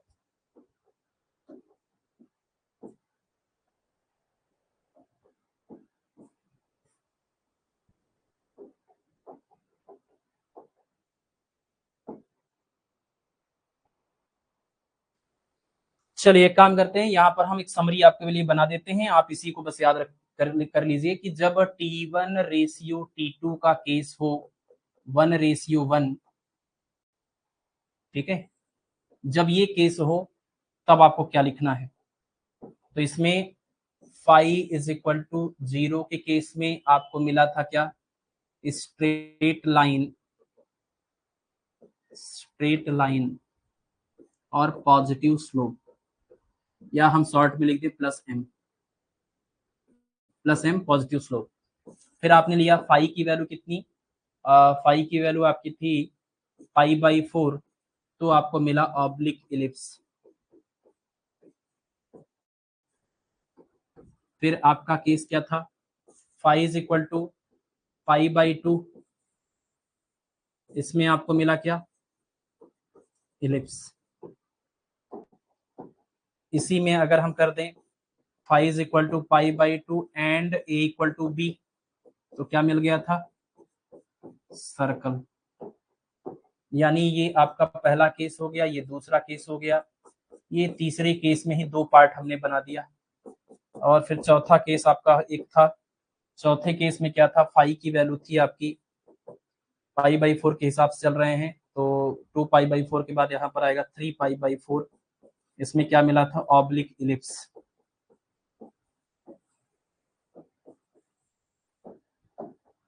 ठीक है, और जो पांचवा केस है उसमें फाई की वैल्यू कितनी थी आपकी 4 पाई/4 यानी पाई, इसमें आपको मिला था straight line with negative slope, बस इतना याद रखिए।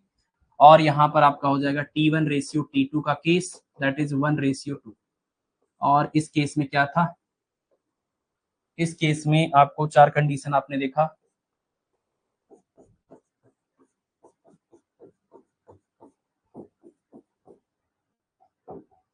फाई इज इक्वल टू 0 पर आपको मिलेगा क्या, figure of 8, phi is equal to पाई/2 पर मिलेगा आपको पैराबोला, और फाई इज इक्वल टू आपको मिलेगा 1 पाई/2 के बाद 2 पाई/2, दैट मीन्स पाई पर क्या मिलेगा, वापस से मिलता है फिगर ऑफ 8। और फिर अगर आप फाई की वैल्यू लिख देते हैं कितना, 3 पाई/2, तो आपको मिलेगा वापस से पैराबोला। ठीक है, चलिए, तो इसी के साथ आपका लिसाजूज फिगर टॉपिक कंप्लीट होता है। What is the difference between oblique ellipse and ellipse, ये पता चलेगा इस लेक्चर को शुरुआत से देखने पर। इस इलिप्स का मतलब स्टैंडर्ड इलिप्स से है जिनके जो एक्सिस होते हैं, मेजर और माइनर एक्सिस, वो आपके एक्स और वाई एक्सिस के साथ ओवरलैप करें या उसके अलाइनमेंट के साथ हो।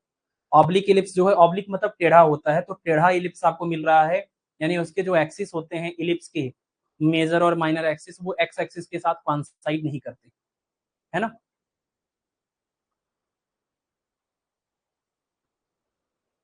ठीक है, चलिए, तो आज की इस क्लास को अब यहीं पे समाप्त करते हैं, मिलेंगे आपसे अगली क्लास में अगले टॉपिक के साथ में, तब तक आप पढ़ते रहिए, अपना ख्याल रखिए। Okay, thank you, good night.